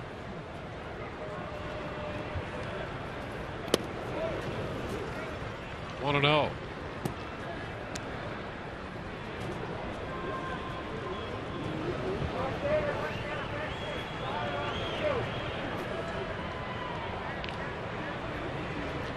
Counting this one, 14 games to play. Rays and the Rangers tied for first in the wild card.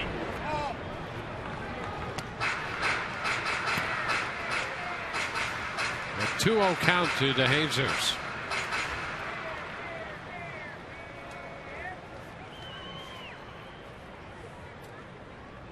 Frustrating run for Ron Washington.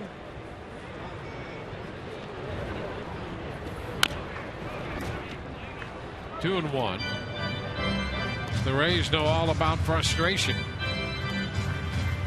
Rays trying to right the ship against Garza. Dropping yesterday's game in Minnesota, the Rays have won 3 of their last 4. And in that stretch, when they won, they produced with men in scoring position. And when they do not produce with men in scoring position, they've been losing. Line drive, base hit into right. DeJesus rounds first, on his way to second. He's going to make it standing up with a 1-out double.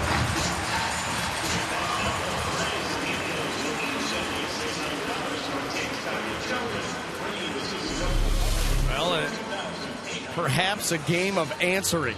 Rays looking to answer what the Rangers did in the top half. And DeJesus gets the ball out over the plate and rockets it into right field. Puts himself into scoring position with 1 out.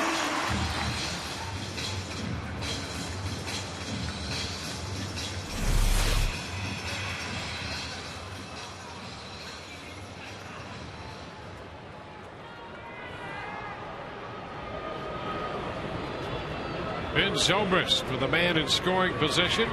He's walked and singled tonight and takes a strike.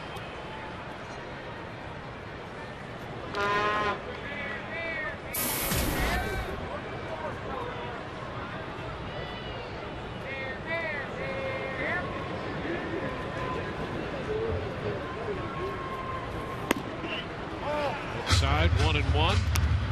Kansas City has taken a 1-0 lead. They're batting in the bottom of the 2nd inning, leading Cleveland.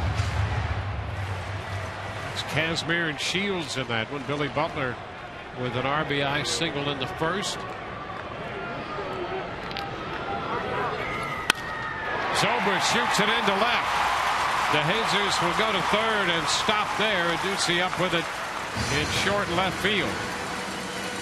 First and third. Well, you take Ben Zobrist with a short swing anyway and shorten it up even a little bit more. I mean, so quick to the baseball here. Look at this. Boom. Got a wide open left side, and he shoots that gap right where the shortstop normally is. He's in business again.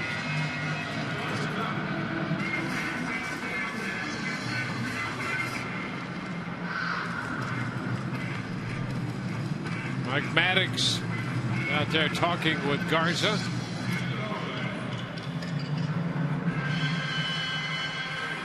And it will be James Loney. Garza up to 76 pitches, 6 hits, a couple of walks, 2 runs so far. First and third in the 5th. Loney's 0 for 2 against him tonight. Had a fly ball to right in the first, grounded out his last time.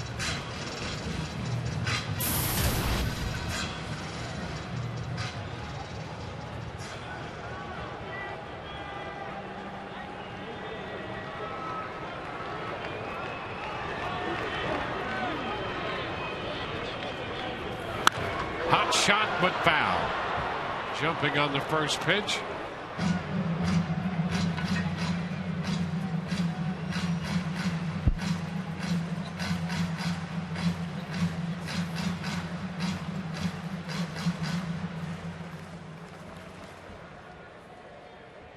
Rays 1-2 against Texas this year. Tied 2-2 in the 5th of this game. Down to third by the bag and up the left field line. DeJesus scores the go-ahead run. James Loney with a big run batted in makes it 3-2.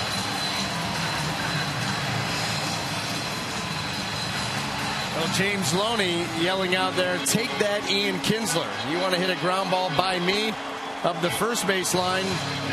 I'm going to hit a ground ball up the third base line. That's exactly what he does, and the Rays do indeed answer and jump back out in front.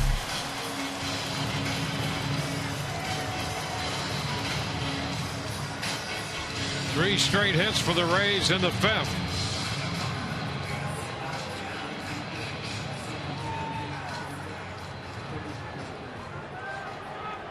Rays turn. The Jesus doubled into a run. Zobrist now at second. Loney at first. Evan Longoria at the plate.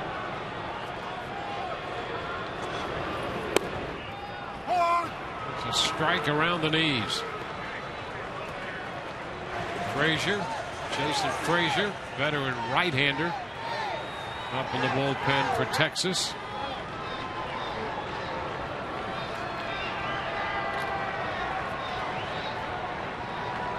Pickoff play at second, thrown into the dirt, and it hits Zobrist.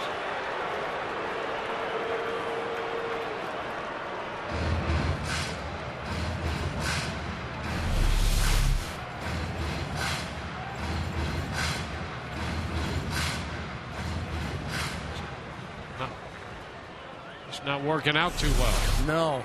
No.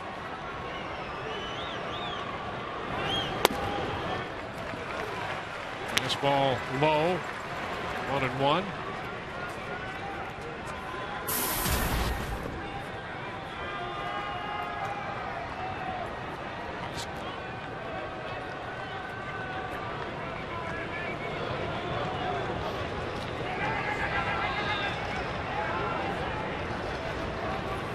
Ground ball headed toward the middle, through into center.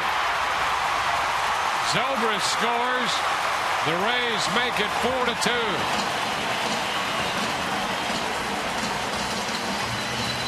Longoria's second hit tonight.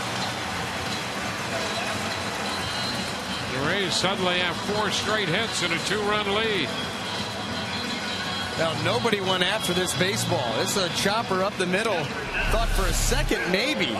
You see with them pinched up there, someone could make a play on it, maybe not. The kids are peeling off towards the bag. I don't think that he thought he could get it, and certainly we saw right there Andrus not able to get to it, but the Rays have pieced together 4 in a row, and that's going to end Matt Garza's night. Ron Washington comes out to make the pitching change. 4 1/3 tonight for Garza. The Metro PCS call to the bullpen.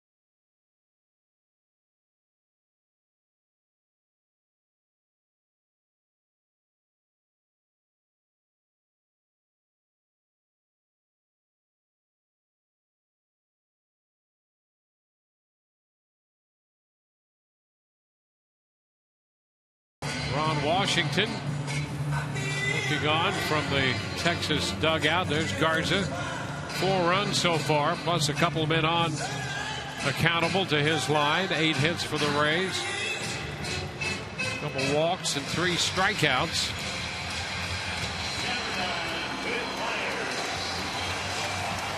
Garza gave up a home run to Will Myers in the second inning, and Myers will be the first hitter Frazier faces. Well, on for the 55th time, and the Rays awfully familiar, maybe not Will Myers, but the Rays in general familiar with Jason Frazier from his days up in Toronto.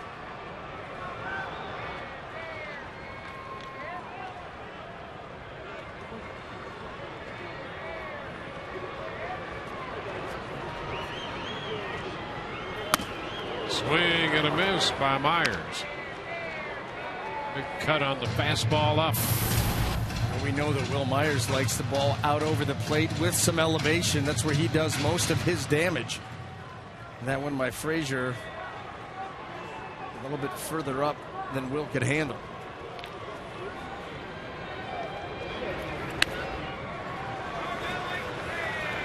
One and one.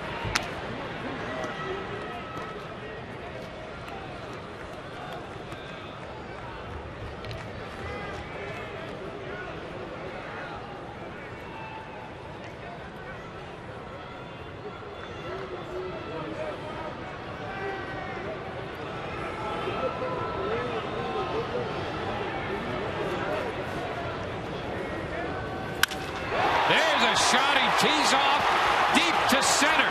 Back to the wall. Martin can't make the catch. Loney scores. Longoria follows him to the plate. It's a double for Myers.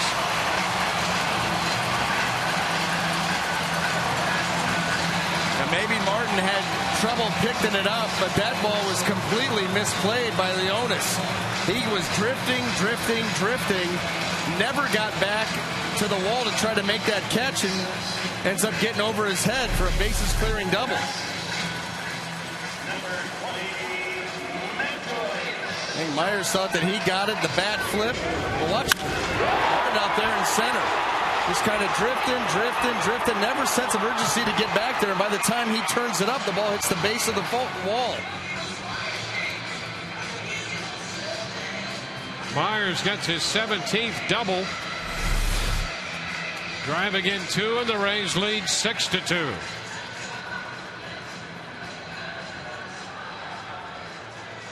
Yeah, well, I mean, Matt Joyce. Joyce 1 for 2.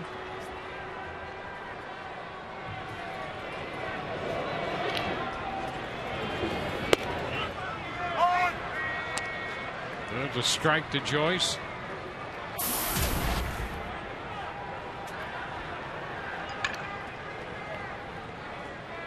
Six runs charged to Garza.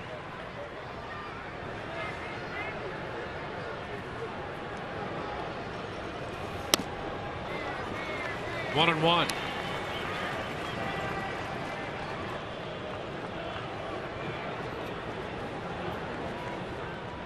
That completes the line on the Texas right-hander Matt Garza.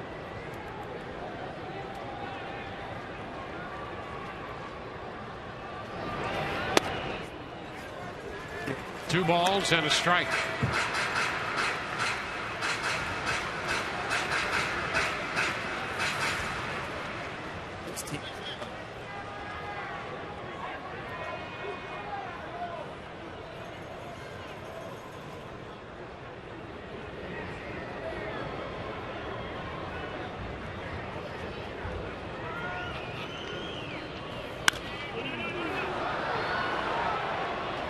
Two and two, fouled away.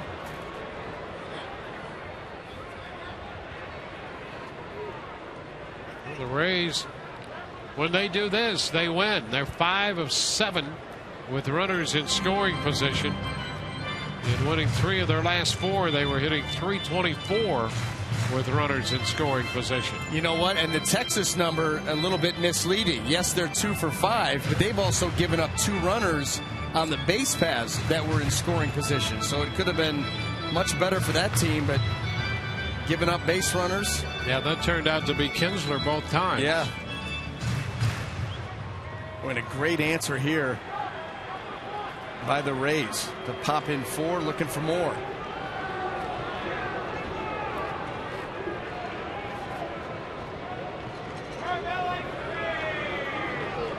Rays have had 5 consecutive hitters reach on 5 consecutive hits.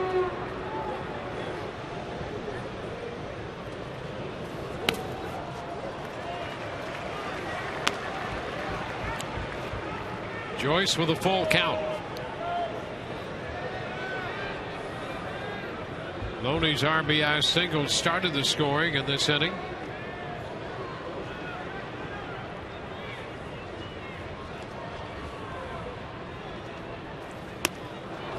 Joyce out on strikes, swinging over the split.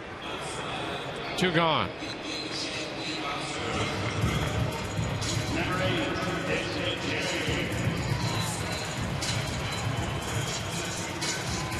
Brings up Desmond Jennings.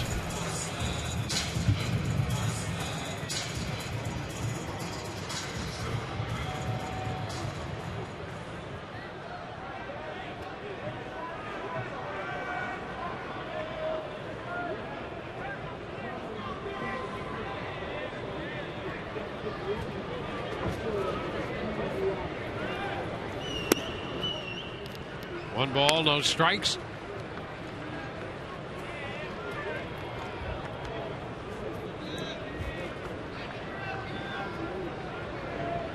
It's the second time since coming to Texas that Garza has been charged with 6 runs in an outing. He gave up 6 to the Angels 2 starts ago, and now 6 to the Rays tonight.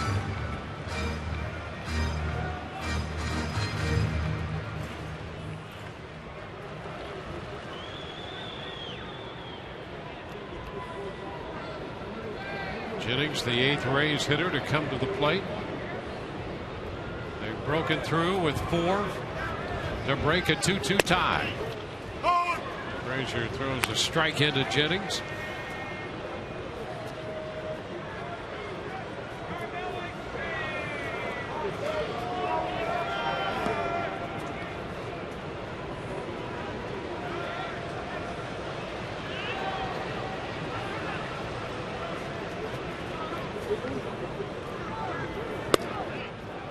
It's on the edge for strike 2. Squares the count.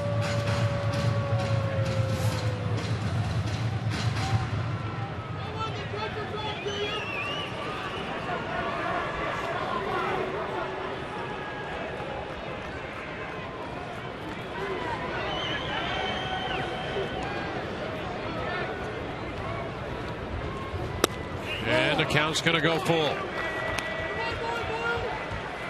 Jennings did not chase the split. Kansas City bats in the bottom of the 3rd, leading Cleveland 1-0.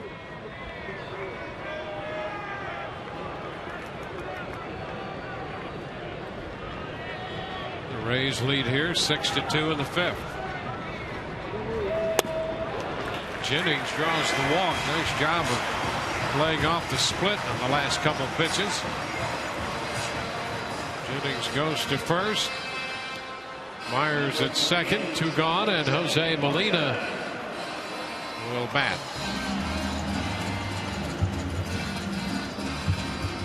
Molina is grounded out and struck out.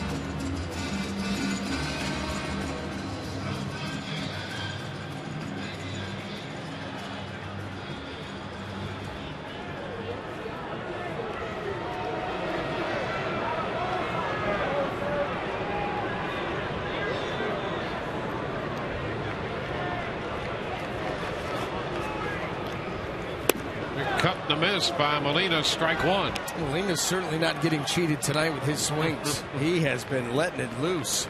Well, good for him. He did take a big cut, 3-2 in the 4th when he went out on strikes. Hit 2 out this year.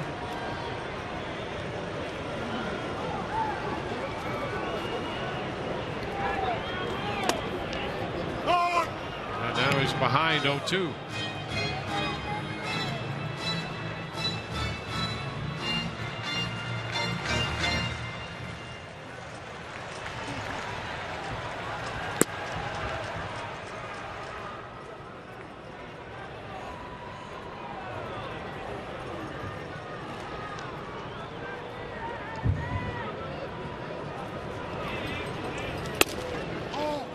Fastball wide. A ball and 2 strikes.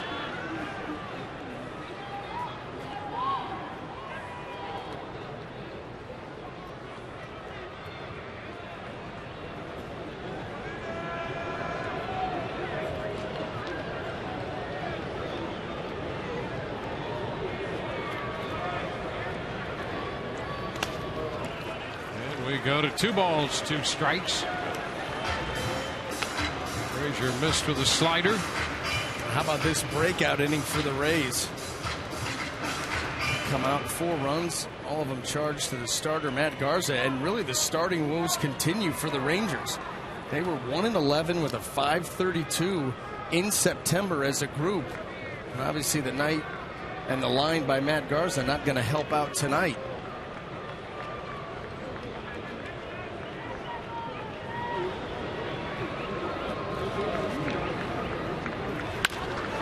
Molina lifts the fly ball into right. Rios in line to catch it. The Rays are out in the 5th inning, but they put 5 hits together. DeJesus with a double. Zobrist with a base hit. Loney singled in a run. Longoria singled home a run. Myers doubled home 2. Rays lead 6-2 through 5.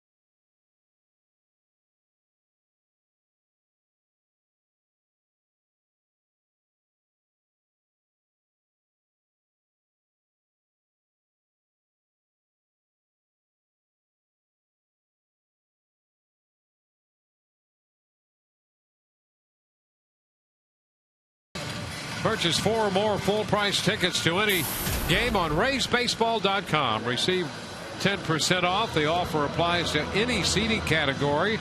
Available online only. Some restrictions apply, so grab your friends and save. For tickets and more info, visit RaysBaseball.com. Fun out by the Rays tank. Rays had a little fun in the bottom of the 5th inning. Sending 9 men to the plate, batting around for the 17th time this year, and the first since the 20th of August against Baltimore. Alex Cobb sees 67 pitches, 5 innings, walking 1 and striking out 6. That's the big number for Alex. You know, 4 of his last 5 starts, he's walked at least 3 hitters in each one. So great sign for Alex to come out and be in complete control. Yeah, when he walks 3, that's Alex gone wild. Yeah. This guy with great control and a great competitor. This is Elvis Andrus, and the curveball drops in there to start the 6th. Strike 1.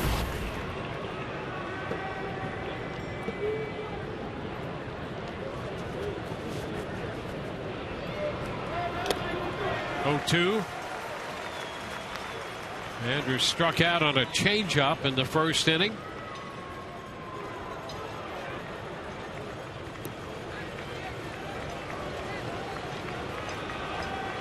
Down a sacrifice in the 4th.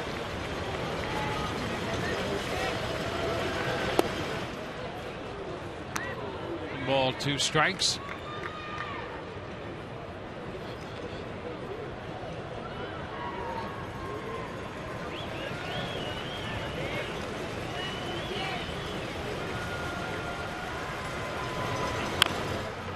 Tapper foul, holds the count right there.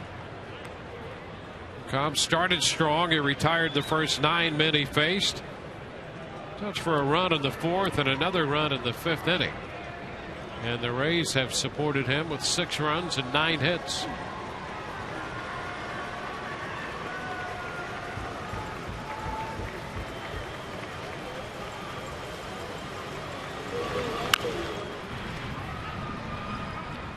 Count holds at 1-2.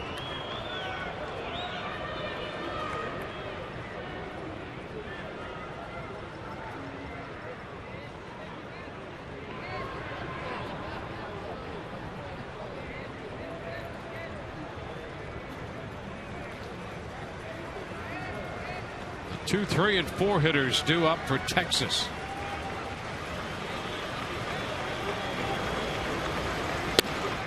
And strike 3 called. Fastball catches Andrus looking. 7th strikeout for Cobb. Let's go to LA for a Fox Sports 1 game break.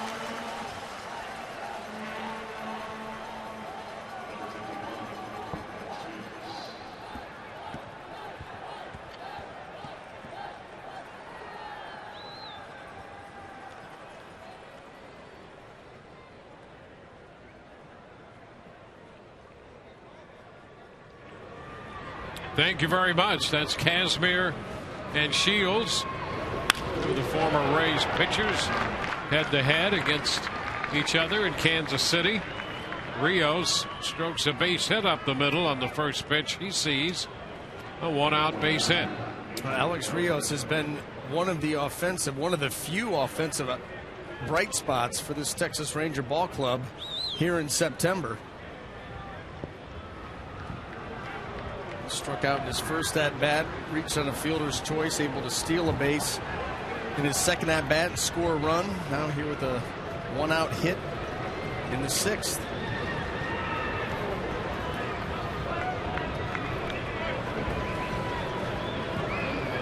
Beltre. Big cut in the foul ball. Adrian Beltre. The strikeout victim by Cobb on a fastball in the 2nd, and he walked his last time up.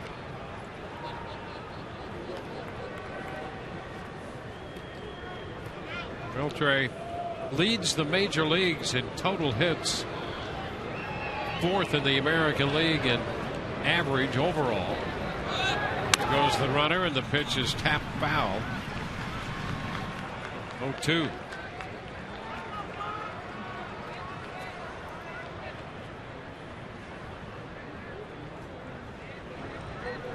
The Rangers just desperate to get something going. They put Rios in motion again.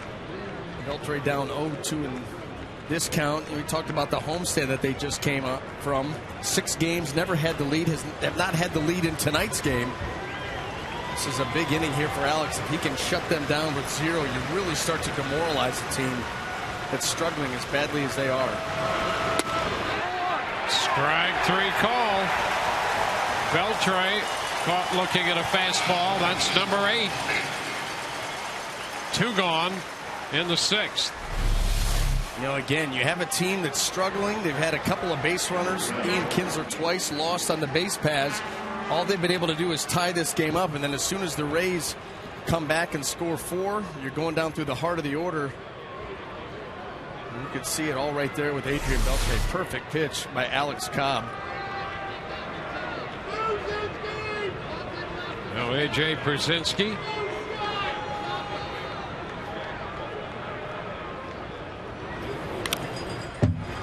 Foul back. Tell you where Alex has been good tonight is the majority of the pitches and the majority of the misses even have been down below the zone. Just nothing for this team to really lift.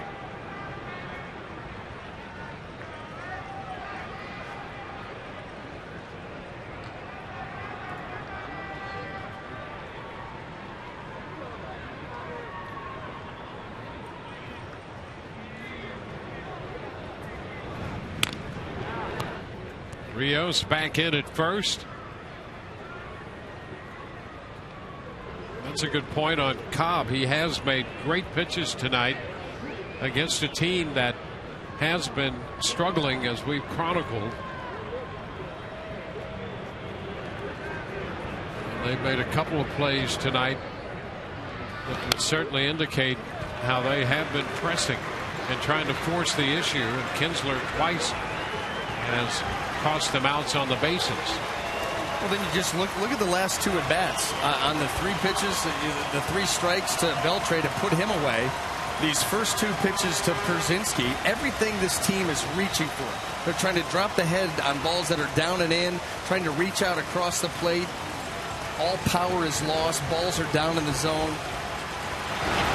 Runner goes, a swing and a miss. Chopping swing on the change. Cobb strikes out the side. Rays lead 6-2.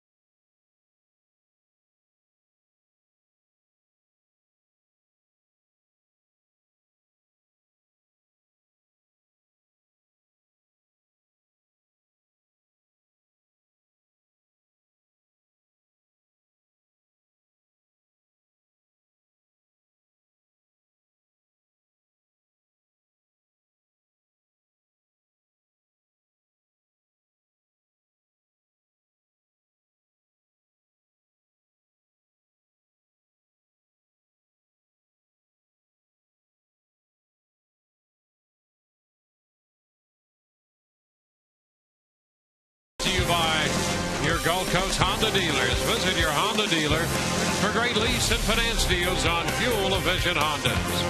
And by Tampa Bay Times. Amazing stories only in the 2013 Pulitzer Prize-winning Tampa Bay Times.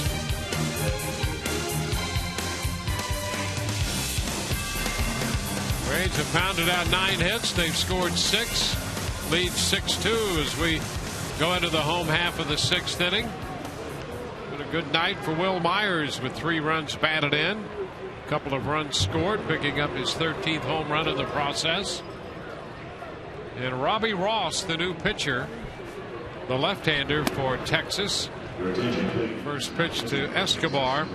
Misses. 1 ball, no strikes.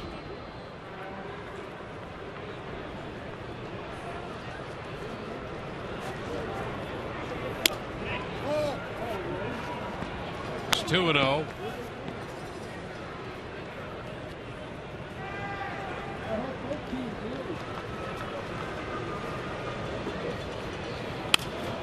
Chop to third.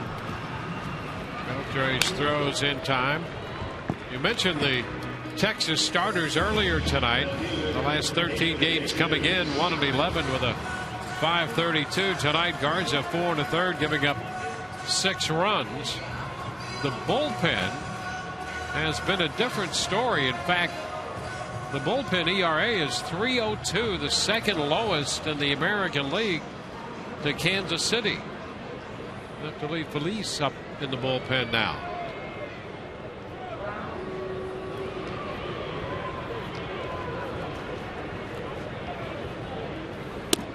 David DeJesus takes ball 1. What's been the problem for the Rangers in this stretch is by the time those guys get in there and calm the game down, it's already too late. They've already put themselves in too big a hole. You combine that with the fact that the offense is not scoring, and therein lies the issue. DeJesus hits a high fly ball to center. Our team there to make the catch. 2 gone.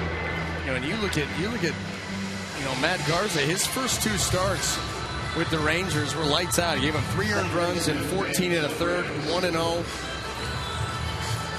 Both of them team wins, but in the last 8 starts, now make it 9 starts, it's been 4 or more earned runs in 7 of the 9. And again, this team has been struggling to score runs. And that's where you get the up and down results from Matt.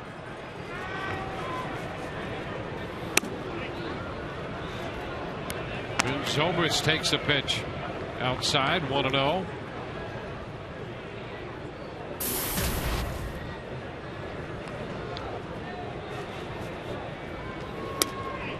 Hold!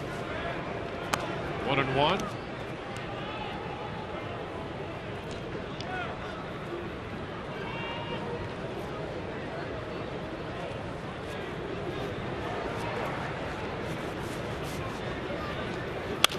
Line shot. There's a base hit for Zobrist.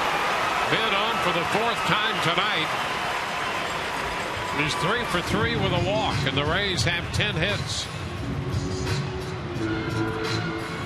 Well, this resembles a little bit more of the Rays offense that you saw in July and for the better part of the first 4 months or so of the season. Everybody, you look at this lineup 1 through 9, 1 through 6 have been extremely productive tonight. Ben Zobrist doing his thing, just getting on base. That's what he does best. James Loney drove in a run in the 5th inning and scored.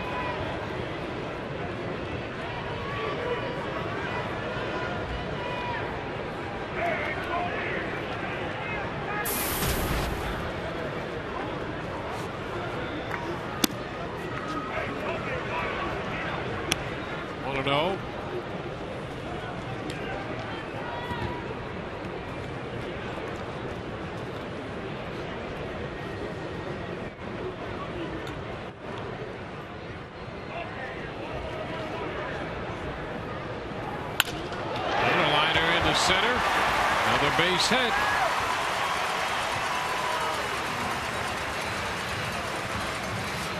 The Rays not slowing down at all, continue to keep the pressure on, even though 2 outs, Zobrist and Loney back to back, and gets Evan Longoria up here in a potential RBI situation.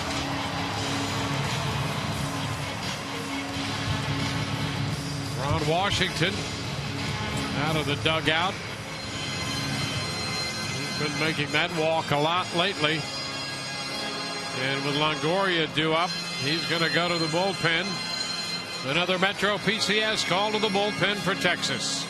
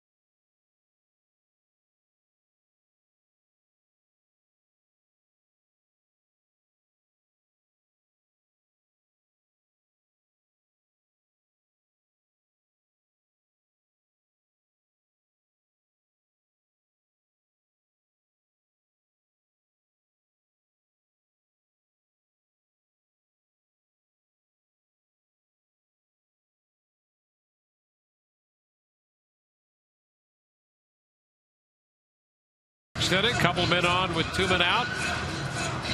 Evan Longoria due up in the game tonight and all season long. Tires Plus donates $100 to the Pediatric Cancer Foundation. for every Tampa Bay Rays home run televised on Sun Sports.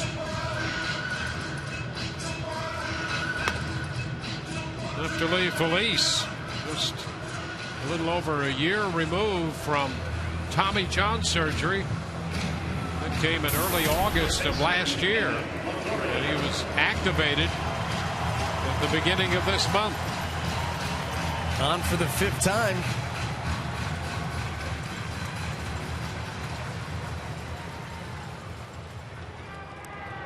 Feliz has always had a good arm. Very good arm. They're getting so good with that rehab now. Get you back so quickly from that surgery.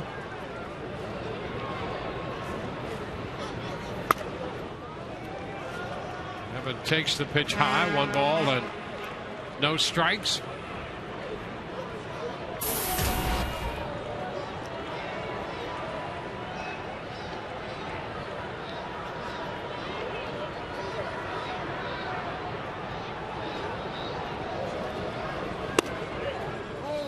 Upstairs, 2-0, and as you know firsthand, it is not an easy recovery.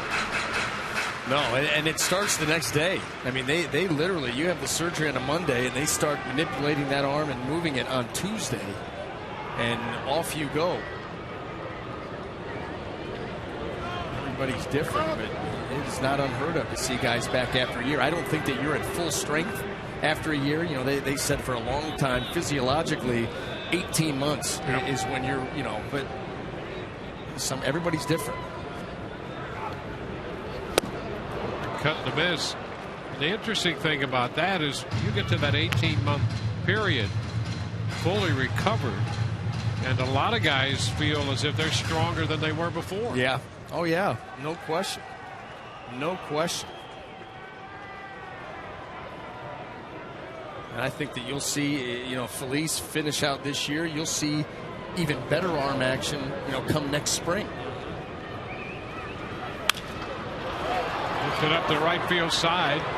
Rios over into foul territory, but cannot catch up. A sliding attempt in front of the mound, but short. Great effort by Rios. Had to go a long way. And over there, every time you chase a ball over to foul territory up the right side, the mound potentially comes into play. A little bit in front of it here. But a good effort in trying to close out this inning for Texas.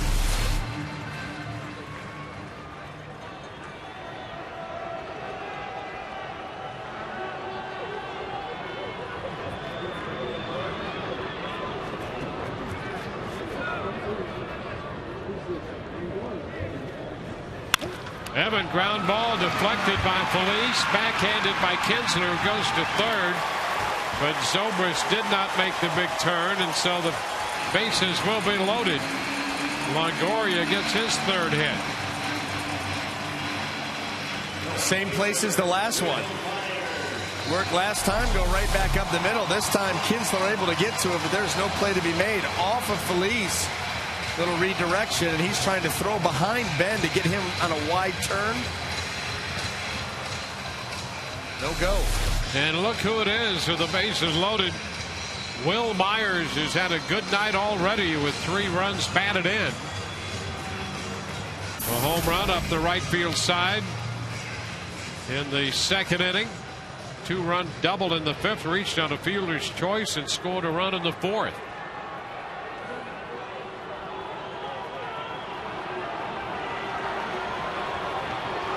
He thought he had a home run when he hit the double in the 5th.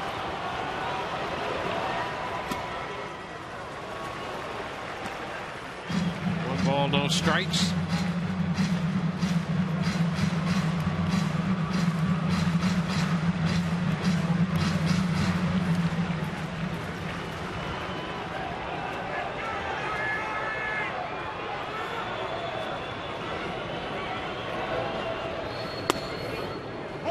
Strike one. This threat coming with 2 outs when Zobrist singled. Loney and Longoria followed with hits.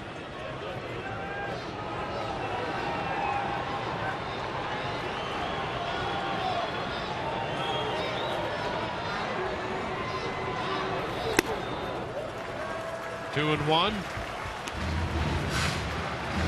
Release with a wide fastball at 93 that time.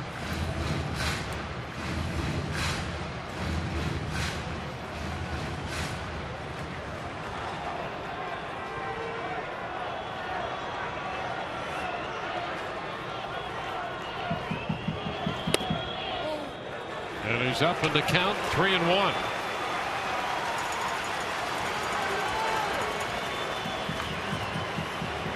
Hitter's dream. Bases loaded. 3-1 count. And Myers well aware. 3-1. High shot deep to center field. Martin will go back to the track in front of the wall. He makes the catch to retire the side. Myers gave it a ride to dead center. Through 6-6-2 Tampa Bay.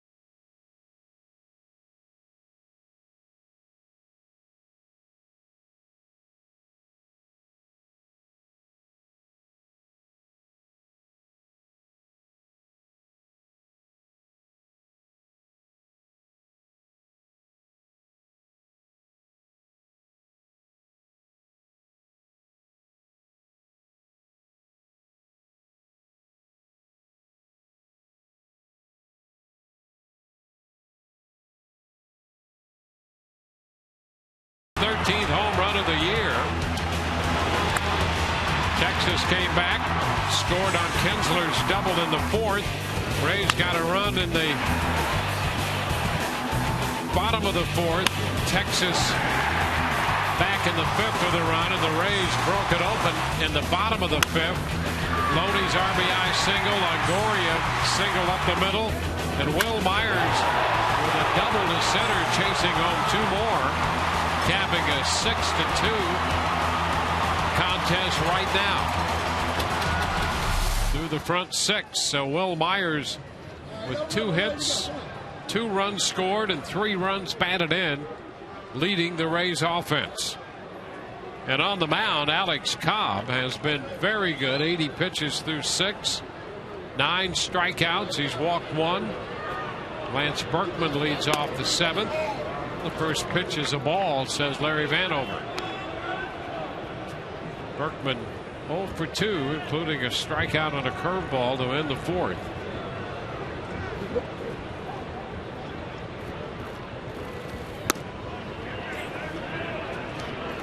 Two and 0.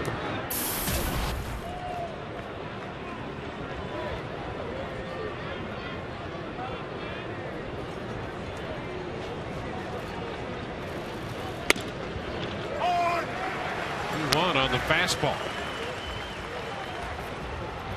Cobb after his 9th win of the year. After his first win against Texas. No record against them in 2 prior starts. He squares the count at 2-2.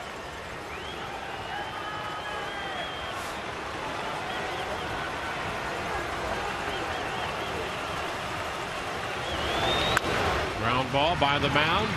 Right there is Longoria, who just moved over there when he flip-flopped with Escobar. So Berkman is out. 5-3 out of the shift. Tell you what, clear path for success for Alex Cobb has been his ability all season long to retire the leadoff hitter of an inning. He's done it in 6 out of the 7 innings tonight. And I'll tell you what, when you're able to do that and you're right back in the windup with 1 out, nobody on, chances of the opposition scoring off you plummet dramatically. And that's why he's able to put these tremendous outings together. Pitch to Jim Adducey is wide. Now you think about the leadoff runner, whether it's a hit, a walk, you go right into the stretch and have to start making tough pitches. You make it very difficult on yourself. Strike at the knees.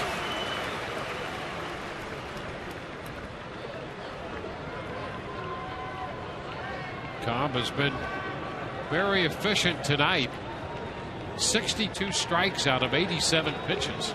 Yeah, and how many of those strikes are actually in the zone? Minor into right. Myers started in and has that ball get away from him and fly over his head. And into second base goes Adducey. That ball by Adducey was hit so hard. I think that's one of those balls may have caught a little knuckle action. Regardless, you see Myers a couple of steps to his right and in, and then trying to regroup, backtrack, and get to this baseball, and he couldn't. Adducey gets a double out of that. And you notice right there in that little meeting with Alex Cobb and Jose Molina, all of the talking being done by Alex Cobb. You know, this is a guy who knows exactly what he wants to do out there on the mound, has a game plan, already has thought out, this is how I want to approach this, this is what signs we're going to use, this is how I'm going to attack the hitter. Preparation. And he combines that with execution. That's why he's so good.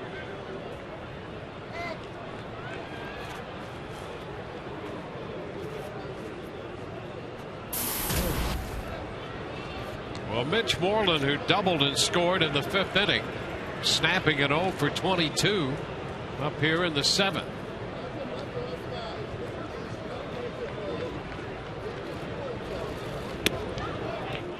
And there's ball 1 too low.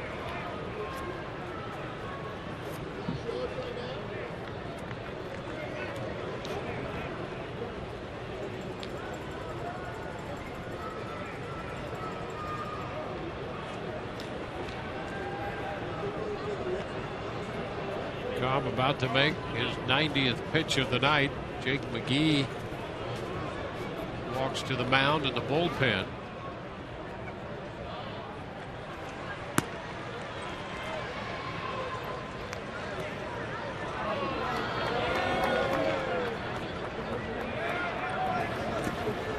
It's low, blocked by Molina.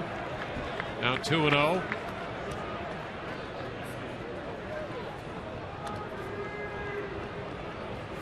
Rangers have some action in their bullpen. Left-hander Joseph Ortiz loosening down there.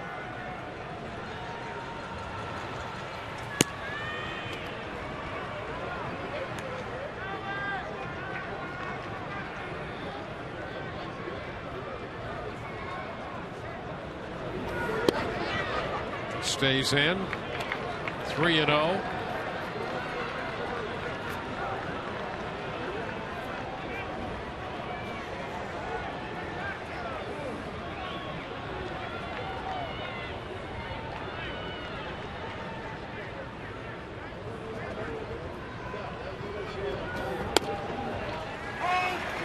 Tracks it a strike. 3-1.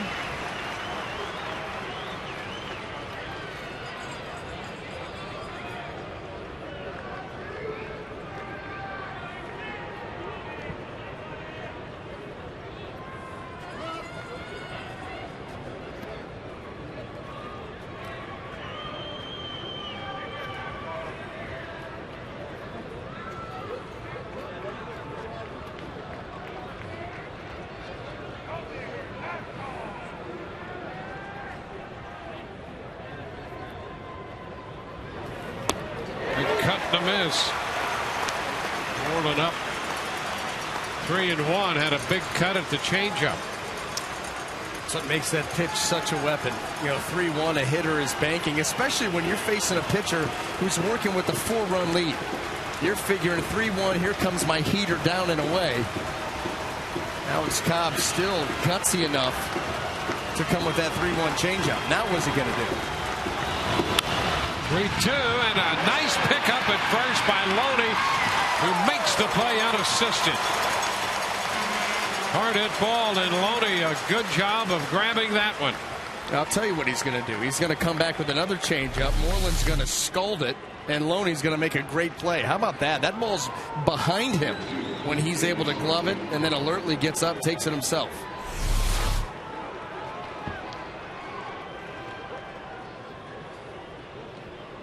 Tonight's pitching performance presented by Volkswagen.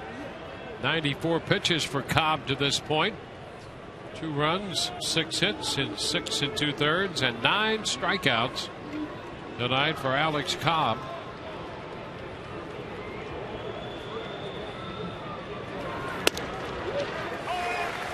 Martin takes the pitch in there for a strike on a curve.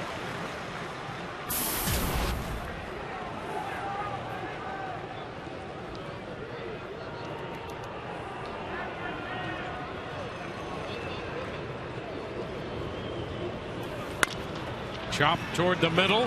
Glove there by Zobrist. That will take care of Texas. No runs, a hit, and a man left. 7th inning stretch time. The Rays 6, Texas 2.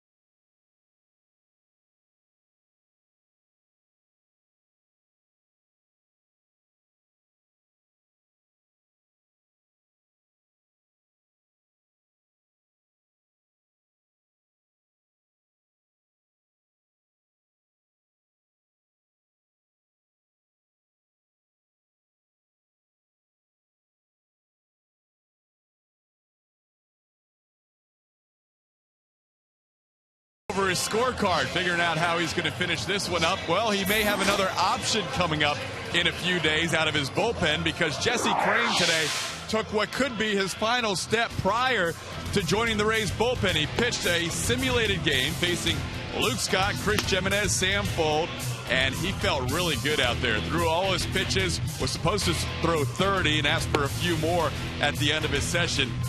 Good day for Jesse Crain. Joe Madden afterwards talked to Crain and then told the media what he thought. It was actually really good. He felt better than he thought. A little bit of nervousness, which you would anticipate after having not pitched in a while with everything that's going on right now. But he said he felt pretty good once he got out there, and I think he kind of surprised himself. So the big issue, the big point will be tomorrow. How does he feel tomorrow after throwing? I think he threw about 30, actually more than 30. He's supposed to go 25. But kept saying 1 more, 2 more, that kind of thing. But overall, it's pretty encouraging. So, guys, if he feels good tomorrow, you can see Jesse Crain by the end of the week. Well, that's encouraging. And, of course, the Rays will take all the pitching they can get down the stretch here. Counting this one, just 14 games left. Delvin Young Shoots it into center as he pinch hits for Joyce. Ortiz makes the catch out there. New pitcher is Joseph Ortiz. Yeah, these are the little things right here that Joe Madden does to keep his team sharp. As soon as Ortiz comes in the game, Joyce's spot and the order up. You know, Joyce has already come to the plate 3 times, so you get Delman Young in at bat. You try to keep these guys as fresh as possible with the expanded roster and the fact that you're going to be leaning on these guys heavily, everybody, for the last couple of weeks here. 1-0 the count. First pitch misses to Desmond.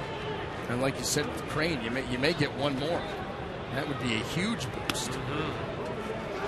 You would figure too that, you know, if he's able to come back later this week, you know, Joe start off in some low leverage situations, and you know he goes out there and looks anything like he did in the first half of the season.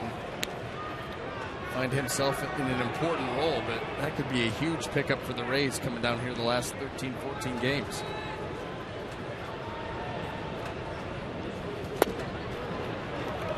Two and two the count. Although who knows that Joe, he may come in and set up game 1. You never know. That was long ago I stopped trying to guess along with Joe Madden. Yeah, the best thing to do is just enjoy it. You react. Sit back and react. Yep. That's right.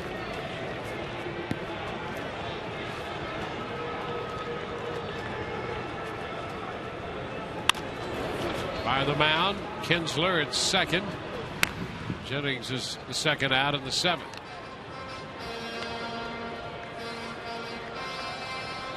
Ortiz, the 5th pitcher tonight for Texas. The Rays got all 6 of their runs off the starter Garza. Granger, Ross, Felice, and Ortiz have followed.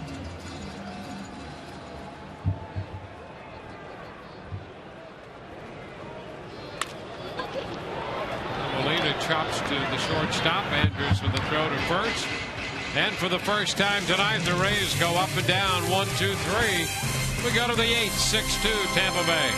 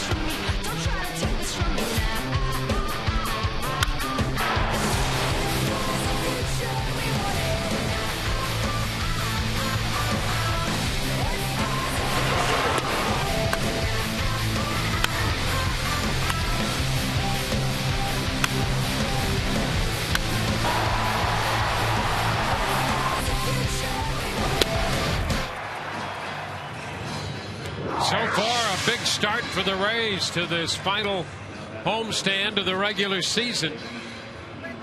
With Brian Anderson, Todd Callis, Kelly Nash, Dwayne Stats with you. Good to have you aboard with the Rays leading 6-2. Came in tied with Texas for the wild card spot with identical records of 81 and 67, and Alex Cobb has pitched very well tonight. 96 pitches. He's out there to start the 8th.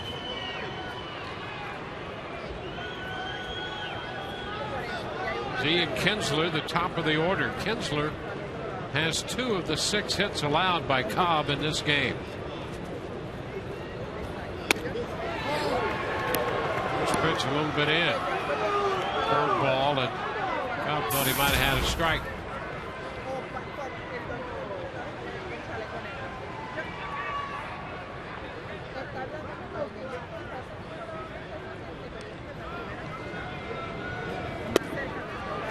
That one is in there. 1-1. Kinsler drove in a run with his second double of the night in the 5th inning.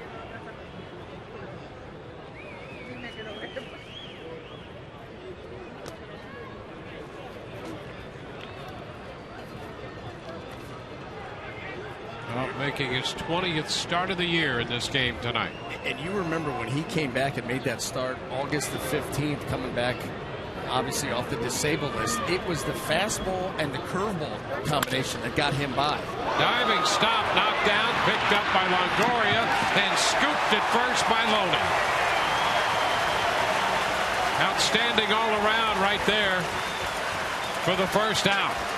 Now Evan was pulled in. Kinsler trying to chop one by him. Just get a glove on it. Gonna have time. Scrambles. And has just that. A little help from Loney on the other end. And how did Cobb like that? Yes. One gone.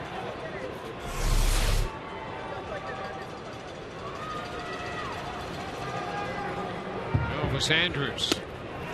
And there's a first pitch strike. Late break caught the zone.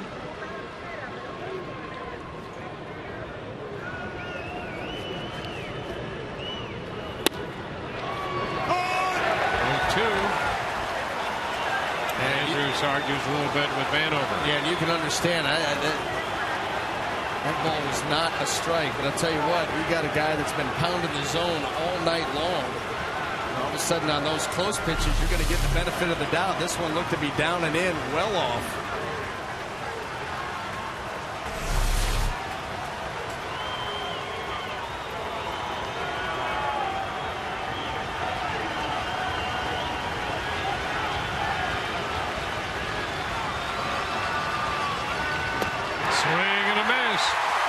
Andrus out on strikes.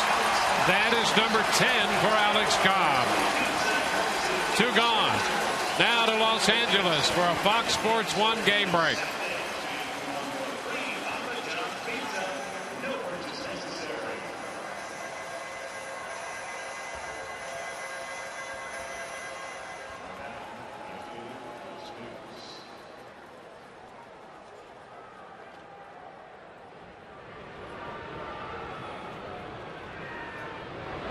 Here at the Trop, base is empty in the top of the 8th with 2 outs. Alex Rios takes a curveball low.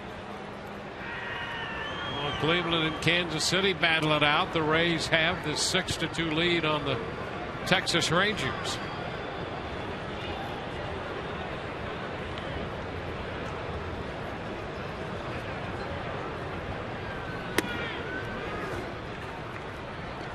Two and 0.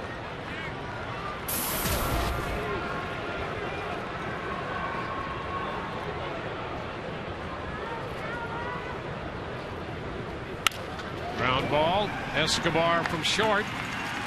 That'll take care of Texas in the 8th. Rays have a 6-2 lead. Alex Cobb, a great job through 8.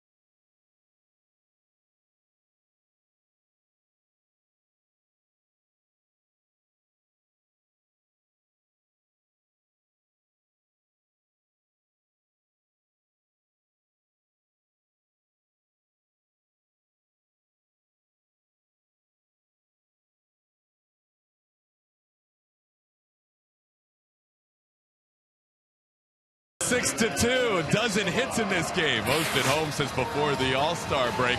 Hey, how about this Twitter poll question brought to you by AT&T? Which of the former Tampa Bay Rays starters who are all pitching tonight, all trying to knock the Rays out of a postseason appearance, would you like to still have in the Rays rotation? You have Matt Garza, hashtag TB1. You had Scott Kazmir, hashtag TB2. Or you had James Shields, hashtag TB3. Shields still leading that game against Kazmir 2-1 in the middle of the fifth as Escobar grounds one just foul. Tweet your votes to @SunSportsRays. We'll have the results in the Rays live postgame show presented by Checkers. We'll also talk to you about Will Myers' big night here from Joe Madden and Kelly Nash with interviews in the Rays clubhouse, guys.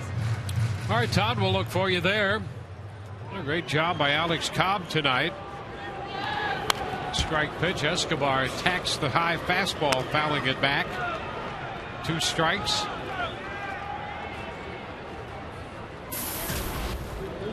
6 pitches for Cobb in this game with 10 strikeouts. He had 13 strikeouts against San Diego back on the 10th of May. Escobar grounds out. Andrus takes care of that. So a double-figure strikeout performance tonight for the Rays right-hander. Well, he gave the Rays exactly what they needed tonight, with a great start. The Rays offense supporting him with a 12-hit attack. 6 runs.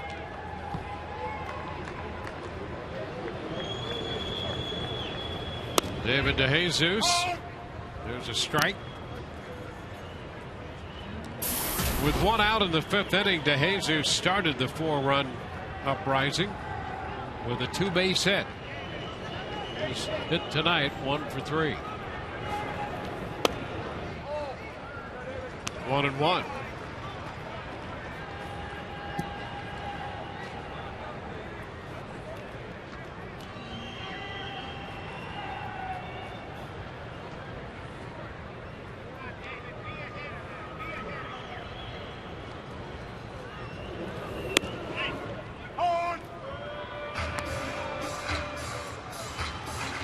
Ball, 2 strikes.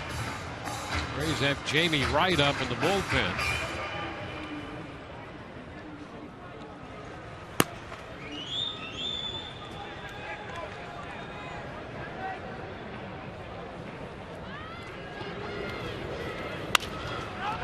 Down to first. Ortiz will cover and take the toss from Moreland.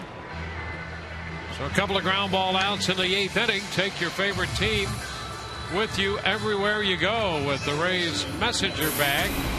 Bag only available through the purchase of a Tampa Bay Times ticket tandem to a game against the Orioles the 20th through the 23rd.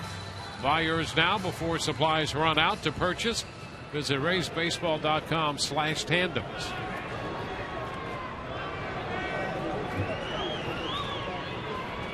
Ben Zobrist. Pitch is outside. Zobrist has walked and has 3 base hits with a run scored.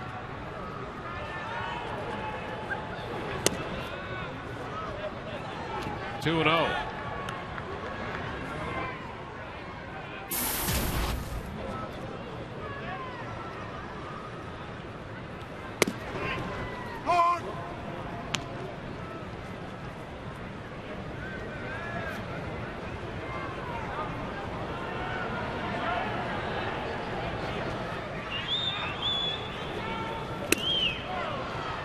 Squares the count, 2-2. Nice off-speed pitch there by Ortiz. Very rarely do you see Ben Zobrist off balance. That's exactly what that pitch did.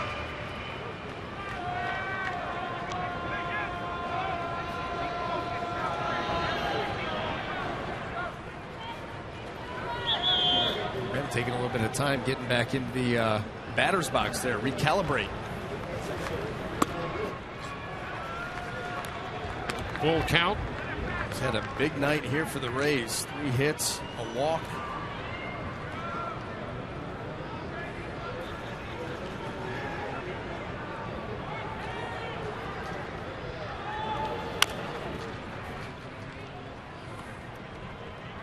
See another 3-2 pitch.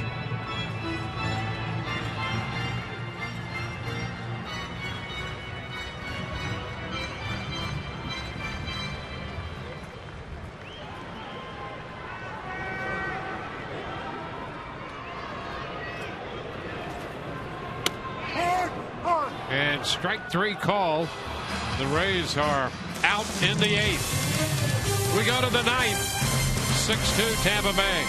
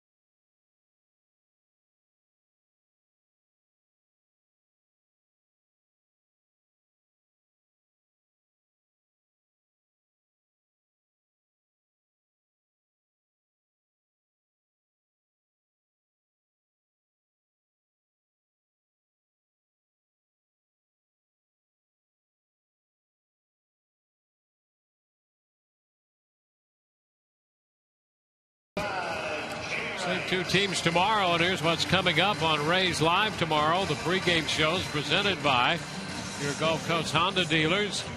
Look at that wild card race schedule breakdown. Interview with Jeremy Hellickson, and a close look at the 2 shortstops in this series, and 2 pretty good ones in Yunel Escobar and Elvis Andrus. All of that begins at 6:30.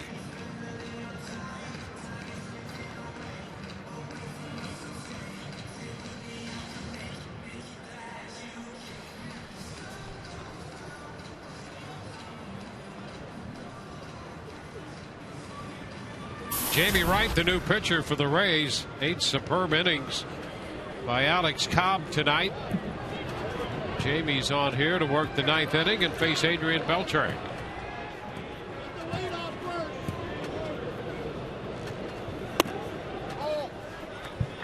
Ball 1.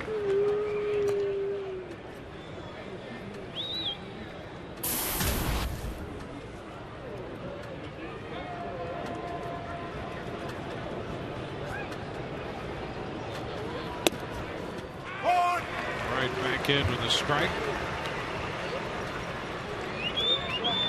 Jamie worked an inning and a third in the rain game on Saturday in Minnesota.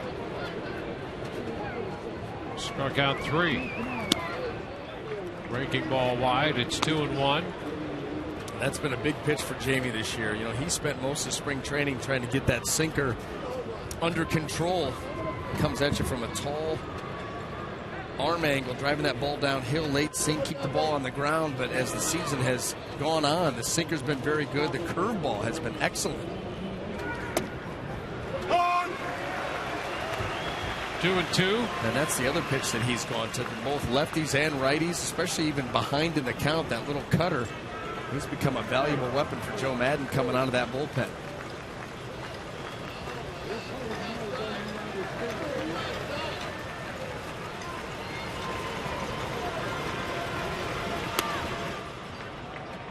And now full count. And the last thing you want here, obviously, is a leadoff walk. You want the Rangers to have any kind of feeling they can get back in this game. And just to be safe, Joe Madden, slowly but surely, Fernando Rodney playing some catch down in that bullpen. It's James Beltre.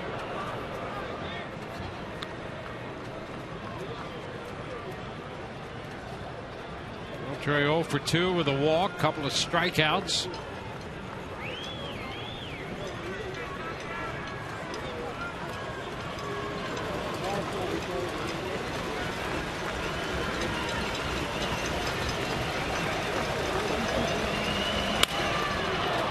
right field. Myers there for it. One away. Inside the Rays, pitching in, dives deep into how the Rays organization unites to pitch in for the community. Todd Callis brings you Rays President Matt Silverman, local charitable and organization leaders talking about the Rays goodwill presence. It's pitching in premieres tonight on Inside the Rays after the postgame show.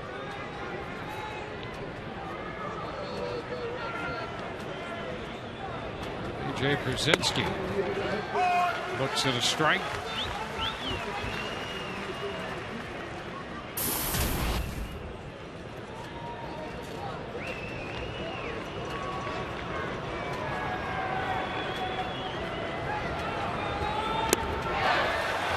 Brzezinski to chase that big breaking curveball. 0-2.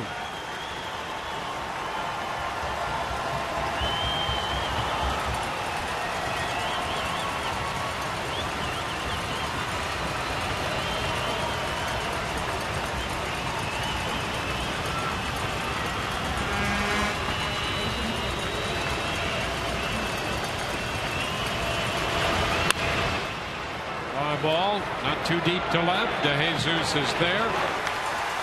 2 gone in the ninth. Rays on the verge of taking the first game of this big 4-game series with Texas. I'll tell you what, if they can close this ball game out, and they absolutely should.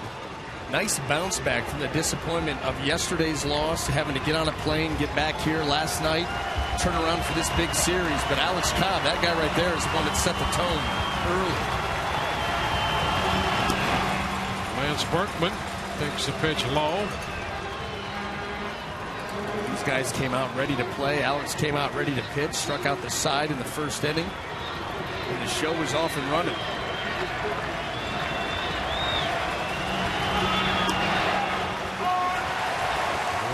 1-1.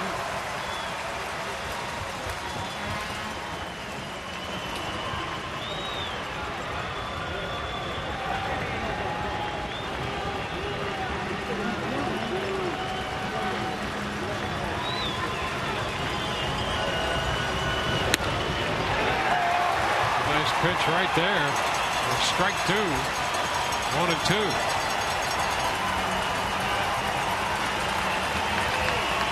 Pitch caught the corner. And now the Rays looking for the final out. Trying to close this one over Texas.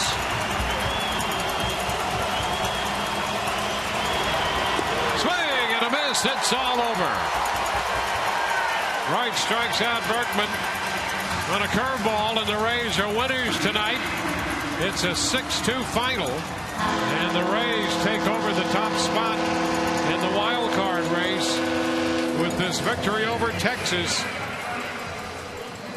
The Rays 82-67 on the year, and they go a game up over Texas. Texas at 81-68 right now, tied with Cleveland.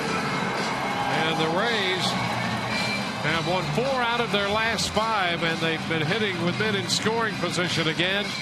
And tonight they get a great pitching performance from Alex Cobb. 8 solid innings in this 6-2 win. And a big victory for the Rays over this Texas club, as they are in pursuit of at least taking 3 out of 4 from Texas. Well, a fitting way to finish it. It started out with 4 straight strikeouts by Alex Cobb, and you finish it with Jamie Wright. And Alex Cobb, believe it, foregone conclusion at that point. But what a night for the Rays to bounce back from yesterday and jump out in this 4-game series and take the first.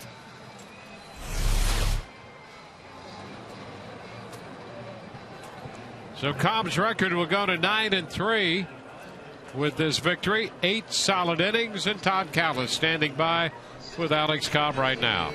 Dwayne, thanks. Alex, you started that game in the first inning with 3 strikeouts, all on changeups. Is that something that you were working with with Jim Hickey in between starts? Yeah, last outing, actually the last couple outings, I haven't been too sharp at that. I've been going more to curveball, the off-speed pitch, but it's something slight I fixed with my mechanics, and it really showed tonight that I was able to get that angle that I was looking for with both the fastball and changeup.